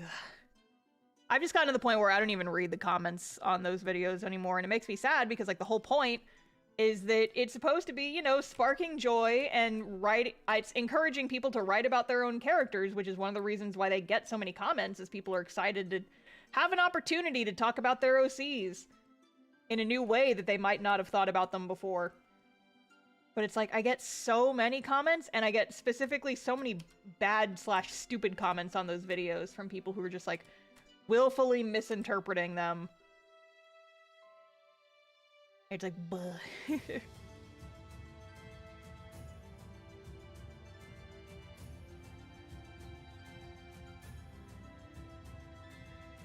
It's the same with YouTube shorts. Yeah, it probably is, but like, I haven't had a YouTube short go viral in a while. Like, my TikTok is a ghost town. I still post, like, I post the same videos to YouTube Shorts, TikTok, and Instagram Reels, basically at the same time on the same days simultaneously. And the Instagram ones are doing so much better than all the other platforms, and I'm mad because, like, you know, YouTube, I have 150,000 people who follow me. TikTok, I have 200,000 people who follow me. And on both those platforms, like, TikTok is a fucking ghost town. You know, YouTube, I'm lucky if a reel hits 10,000 views, which I'm fine with, because, like, the shorts are mostly just for marketing purposes. I don't really put too much work into those. But, like, Instagram Reels, they're just popping off all of a sudden. I'm like, can I get some of this energy on my YouTube uploads, please? I would love that. Because I'm, you know, trying to make YouTube my main platform. Oh, I forgot to give her like, dark fingers and the horns. I'll do that.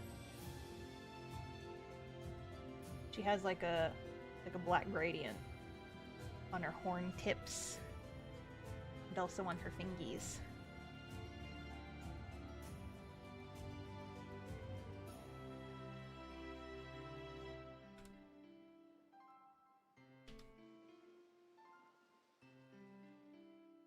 Yes.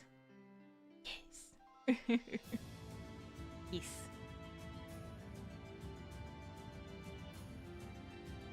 Not surprised they're doing well on YouTube because most people don't watch YouTube Shorts, right? I mean, I have had YouTube Shorts go viral is the thing. It's one of the reasons why I post them here. But yeah, like, I've had some go viral, but it's not as frequent anymore. And, like, whatever performance I used to get on YouTube Shorts has paled in comparison to what I've been getting on Instagram Reels just in the past, like, couple of weeks. And that makes me mad because I don't want to like Instagram Reels. I am using Instagram begrudgingly. It's like, the main reason I still use it is because people still ask me if I have an Instagram. And I'm like, yeah, I do, technically, begrudgingly. I have a scheduler that can post to Instagram, and that's the main reason I'm still using it. But now it's like those videos are performing very, very well. I'm getting new followers out of the deal, and then by extension, you know, more people are finding my work, which is a net good. But it's Instagram. Damn it. I don't like Instagram. I do not like Instagram.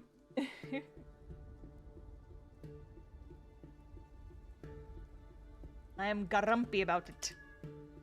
Milo! Wow. Are you yelling? She do be yelling. She do be yelling, chat.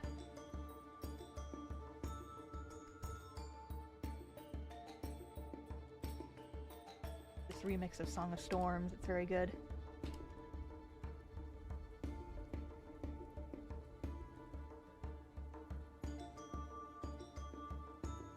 This composer has done a lot of, like, orchestrated and rearranged covers of Zelda songs, and they're all very good. Good jams.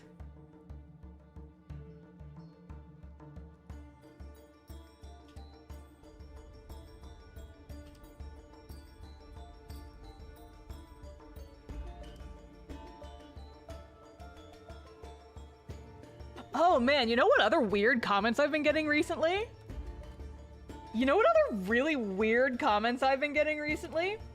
So, in my pet peeves video, I talked about how it kind of annoys me when people will draw, like, realistically proportioned characters and then not give them noses. Like, it's really weird to look at an anime character and they just have, like, one little dot that's supposed to represent the nose because it just makes them look like they have one weird nostril that they have to breathe through. And so I was in my video, it's like, listen, you don't have to do much. Just give them, like, a little bit more of a nose than that, because it's really weird to look at otherwise. And I've gotten a handful of comments from people I can only describe as, like, so terminally online and honestly kind of brain damaged, probably, that They genuinely talk about noses like they're the worst thing to ever happen to human society. Like, I've deleted these comments just because they make me feel so fucking weird. But I got this one guy who commented, noses are fucking hideous. And I'm grateful for every art style that does not include them. And I'm like, are you okay?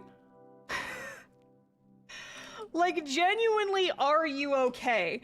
Imagine hating a normal human, like a normal part of human anatomy so badly that you leave that kind of comment on a YouTube video. Yeah, bro's lusting after Voldemort, honestly. It's like, noseless king. And it's just like, wow, what is the deal with this mentality? I've only gotten a handful of those comments, but they baffle me every fucking time. And the most recent one I got was saying it's like, no, I hate noses. Dr. Seuss characters look fucking disgusting. And I'm like,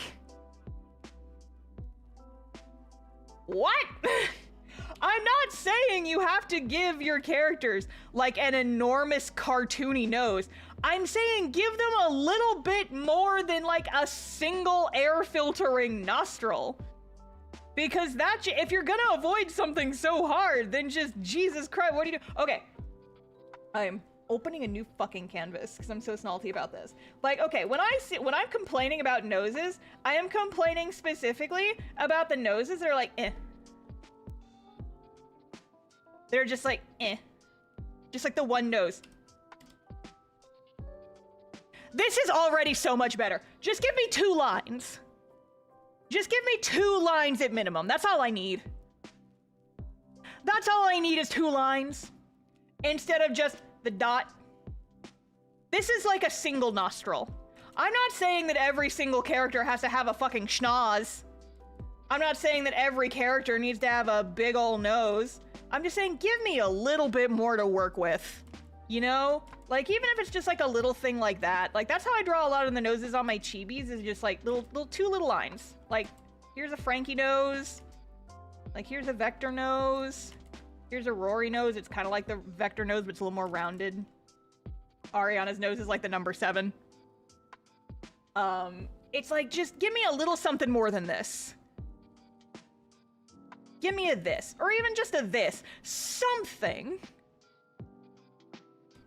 This is cringe. This is still a little cringe, but it's less cringe. This is based. Just like a little, I'm not asking for much, I feel like. I'm not asking for much, just, oh, there's a thumbnail. It's just, but those comments were just like so baffling. It's like, I don't say this to people often, but I genuinely think you need to go outside and look at other humans. Why are you acting like noses are the worst thing you've ever seen? Oh, and then somebody called me racist also. Like, they didn't say racist, but they were basically calling me racist by the tone of the comment. Because they were like, the small noses are part of Japanese beauty standards? And if you're... And I'm just like, okay, that doesn't mean that A, it's a good standard. B, Japanese women still have noses, even if they are like petite. They still have them. It is a non-optional part of human anatomy to have a nose. Why are you trying to make all your anime girls, pugs, essentially, like the type of, like, the new breeds of pugs that have just, like, the chronically small noses and have breathing problems for their entire lives? It's like, why are you trying to inflict that on real people? I am specifically talking about cartoons! Ugh. Anyway. That's Starla's, complaining hour. Complaining about YouTube comments. Thank you for coming on this journey with me. It will happen again. It will happen again. I swear to God, I need you to start, like, screenshotting these. Because some of the takes I get are just so wild. Stupid. Like, Jiminy Christmas. What is wrong with people? What is wrong with you, and why are you in my comments, essentially? Are you okay? Do you need to talk to somebody? It's not gonna be me, but you should talk to somebody who's not an anime girl AI on your computer.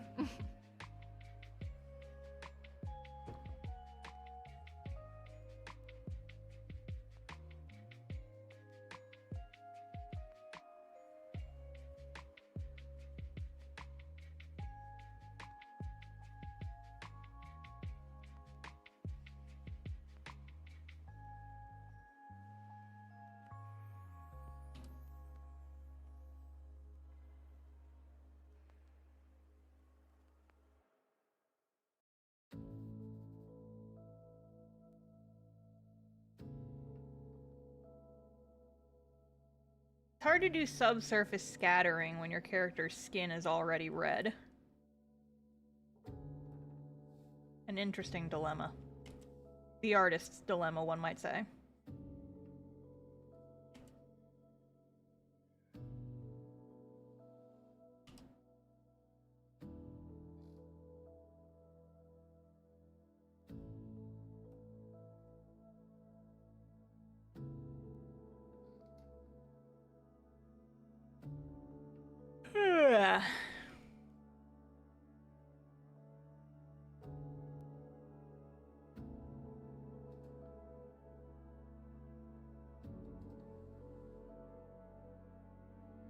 What else can I complain about? Welcome to Star's Complain Tour. Time to whine about shit. What else can I complain about?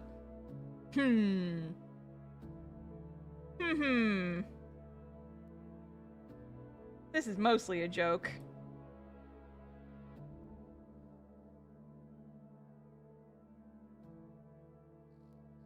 Or is it? Dun dun.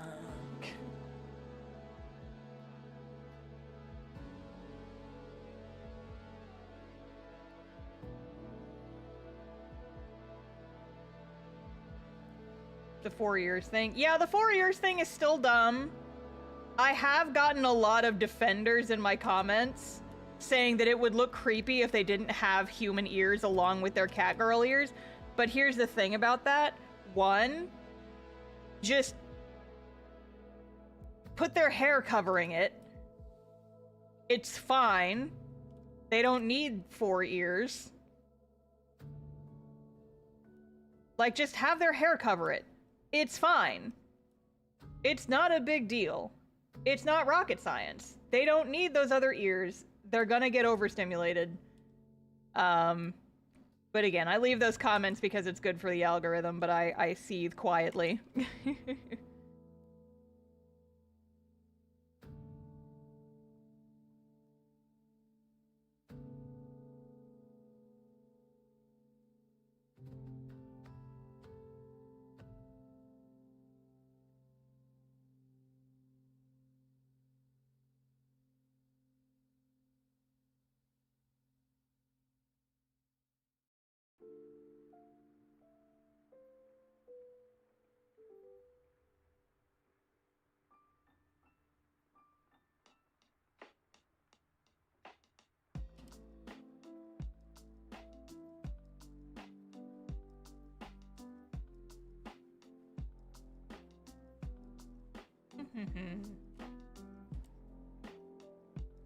But yeah, I'm a little bit worried about the November video and getting all my stuff done for that in a reasonable time frame.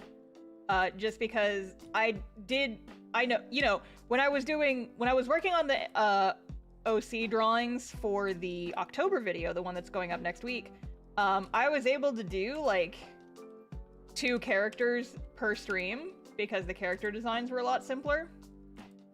But my D&D characters and all the ones that are going to be in the November video, their designs are a lot more complicated. And so they're taking longer to draw, which means that I'm gonna have to do a bunch more streams in order to get all of them done within a reasonable time frame. And I'm gonna be missing out on a couple streams because I'm going out of town towards the middle of this month. So I'm like, oh boy, I gotta get my act together. I gotta get the sketches done. Gotta get these drawings done.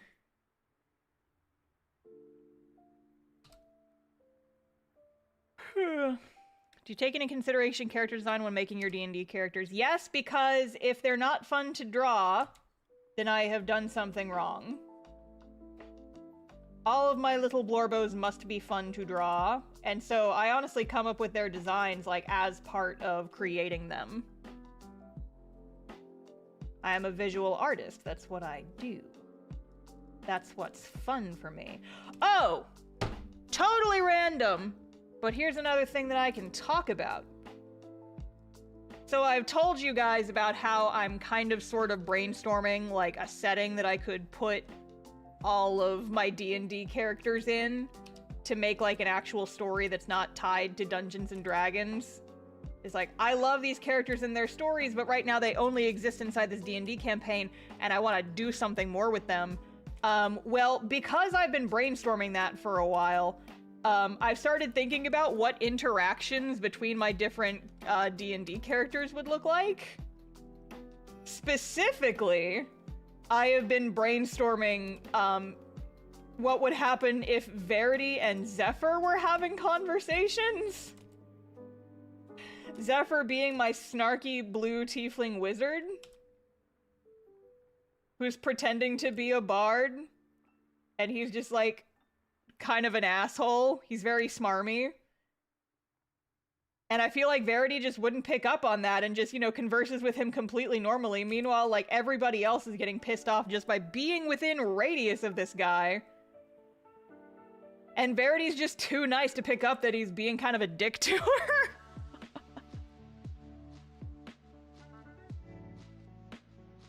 And I'm just like, oh, I love that. That's a fun dynamic to think about, to brainstorm and write.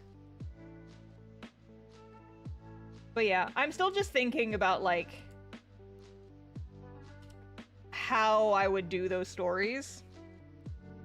Because, like, part of the thing with them being D&D characters is that, you know, there's also the other player characters involved in their stories. And so it's like, how closely do I stick to the original narrative? Do I, like, try to involve those other characters, or do I write new characters to kind of take their place? Like, how closely do I stick to the original plot, or do I just kind of write something similar? And,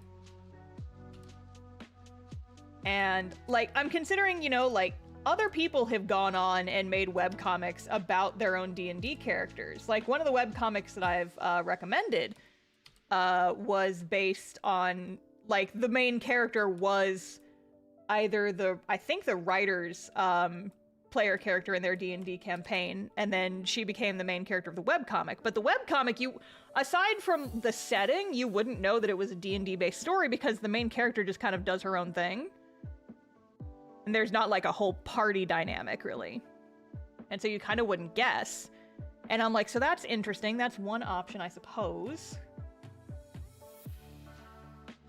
But I'm just, you know, brainstorming, like, different ways that I could take this story and kind of make it a single-player thing, but, like, also Verity's story is also pretty dependent on, like, the people around her as well. So it's like, do I keep that in? Do I change it? Do I adjust it? By how much? That kind of thing. And it's like, this isn't gonna be a thing for a long time if it ever becomes a thing at all. But, you know, you bounce it around in your brain. You think about stuff. It's like a screensaver. It's like when your brain is on idle mode and you just kind of start thinking of things, you know?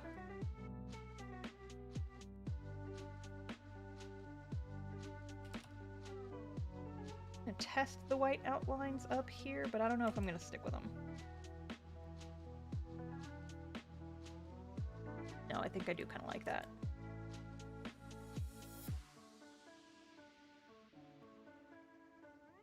Little backstory one-shots, but AU stories are fun brainworms. Very much. Like, I was thinking about, so for Verity's story, I'm not going to go too into detail because it's stuff that's going to get covered in the D&D video, and for those who have not already been spoiled by the session summaries I've been putting on Discord, I will save it for when the video comes out.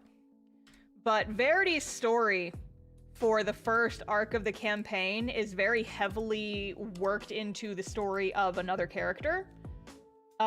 So there is another character in our D&D campaign. Their name is Vale. They are also a purple tiefling, but their design is very different from Verity's. And Vale's whole thing is that Vale is basically like possessed by the big bad evil guy of this campaign. And the big bad evil guy wants Verity for some reason.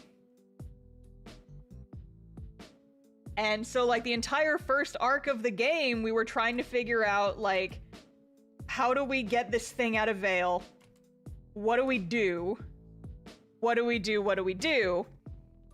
And so then I was thinking, it's like, okay, well, like, Verity's, the first part of her story is, like, so dependent on that. And I really love that because it works in the antagonist, but it also gives her bonds to other characters. But it involves another character so heavily. So, like, do I use Vale in whatever storyline I would eventually do with this? Do I come up with another similar character? Do I use one of my other, like, existing characters as kind of like a vessel for this storyline? Do I completely change it and just keep, like, the basics intact, but, like, write an entirely separate AU version? Do I make it so somehow Verity is actually the one possessed, and she's kind of possessed by her own antagonist for the entire opening of the story? And then I started thinking about that. And I'm like, oh, that could potentially be interesting, but then would that, like, change her personality too much? And I'm like, this is the level of waffling that we're dealing with, right? This is the level of waffling that we are contending with.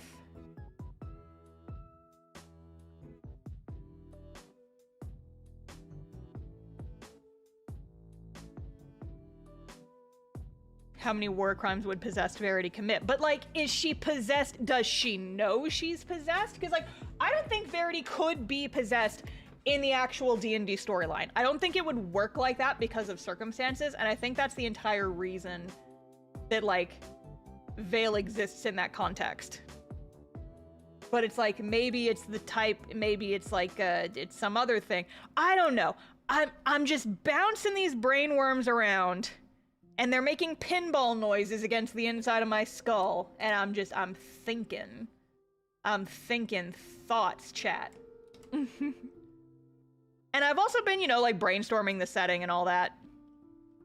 I'm trying to come up with, like, some of the gods, and I had an idea that I think is kind of cool, where, like, a god would be the god of fire and destruction and creation kind of at once. I think that could be interesting, because I'm trying to come up with, like, how do I put tieflings in this storyline without having any connection to D&D, and also without, like, the Christian ideal of devils existing in the story, because I don't want that. But I was thinking, it's like, okay, if I make a new god, I have to give them a reason to have, like, horns. Maybe they're like a war god. But I love it's like, okay, I don't like war. I'm very much a pacifist. Don't like it. But I remember, like, one of the things that stuck with me, and I've talked about this on other streams, one of the things that stuck with me when I was learning about, like, you know, wars and stuff in history class in school was that war begets innovation. Because when you're under pressure of, like, war happening, that's kind of when a lot of things were invented because of, like, wars. And I find that really interesting. And so it's like, what if we kind of take some of these ideas and you mesh them together in ways that would not normally be combined? So, like, what if a war god was also, like, the god of inventions and innovation? what if there was a god who was like simultaneously the god of creation and destruction at the same time? Because it's like, what if they destroy things specifically to make room for new things to grow? And so it's like, what if they were a god of fire? Because fire is very destructive, but then what is burned can then be recreated in a better way. And so I'm just like thinking of all this stuff. And so this is my potential like future tiefling god. They're not going to be called tieflings. Yeah, god of rebirth, kind of. Okay, I'm seeing the vision. Now you see the vision. Are you seeing the visions? Ouroboros vibes? Yeah, maybe like a god of cycles, god of rebirth. And that kind of also works with like a phoenix motif, which then again brings us back to like the god of fire. Tiefling. But not copyright-free tiefling.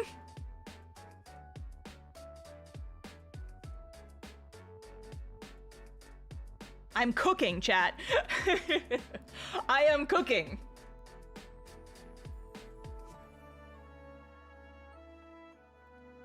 Ling teeth, yeah. Exactly. Oh, my nightlight just came on. Which means that all my colors are wrong. Because there we go. Wondering why everything suddenly looked very red.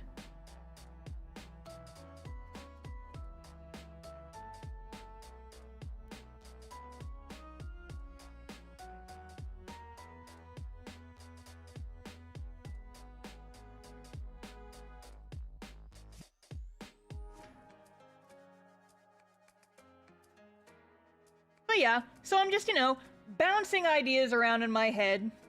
Idea Plinko, as someone in chat just said. But I'm having fun with it. I don't know when it will be a thing, but I like giving you guys periodic updates of when it's like, hey, I just had a new thought. Like that whole god thing that I just talked about, that was a shower thought from this morning. I was just, you know, washing my hair and thinking about gods in this fantasy universe. Because I'm normal. This is a peek inside the writer brain. And see, my thing is also, like, you know, Castoff's fantasy. Castoff is a fantasy comic, but it's real light on fantasy world building. For Castoff, I just kind of figured out, like, a couple things, and I didn't really go in depth on most of it, because it wasn't really needed for the narrative. But I kind of want an excuse to go ham in the future, right? Like, I want to go ham. I kind of want to go ham a little bit. Do I have permission to go ham? And I just, you know, I'm having fun. And then someday it will turn into a vessel for me to scream about my little D&D blorbos. Okay, I've opened Verity again specifically because I want to get this halftone pattern. I'm using the same background on every piece.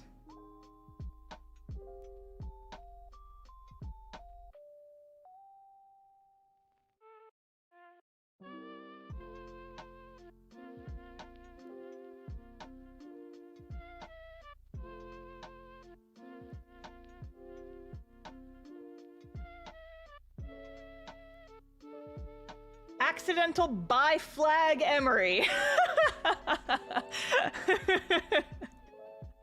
I'm keeping it. Whatever, it's fine. Although, I could make the background a little bit more red. She's my grumpy girl. That just looks more like the buy flag. Whatever, whatever. Although, I do kind of want to make the top less pink and more red. That's the wrong way. Yeah, every change I make, it becomes more and more the buy flag, but it's fine. It's fine. A little late in the year for that. Yeah, Emery, it's like, where was this energy back in June, girl? Girly pop. All right. Well, I think I am going to go ahead and call it there. She lied as she pops open another layer to try maybe putting some yellow at the top. Maybe? Maybe just like a little bit of yellow at the top. Yeah, that looks cool. I'm keeping it. October is LGBT History Month. There we go. There we go. We fixed it. All right, but yeah, I'm gonna go ahead and call it there. I'm gonna take a break. I'm gonna go eat dinner. But thank you guys for joining me. I will be streaming again next week as I work on more of these drawings. As I will be for the foreseeable future. Hey, if you have a channel membership or you're on my Patreon, you can go watch my newest video right now, because you guys get it early. Isn't that exciting? Go watch part 1 of the OCs video, and then leave a comment and tell me what you thought about it. Go listen to my podcast, Idle Days, because we just released a new episode today. I'm dropping the link in the chat. If you have not already, make sure that you submit your character ideas, your character choices to the form up above, and you can help make history. And by history, I mean characters that I'm going to make for you guys for Christmas for a video. And hopefully next stream I will have my VTuber avatar working. I have to go whip her back into shape for whatever reason. But yeah, so thank you guys for coming. I will see you guys next time. Fare thee well, friends. Goodbye.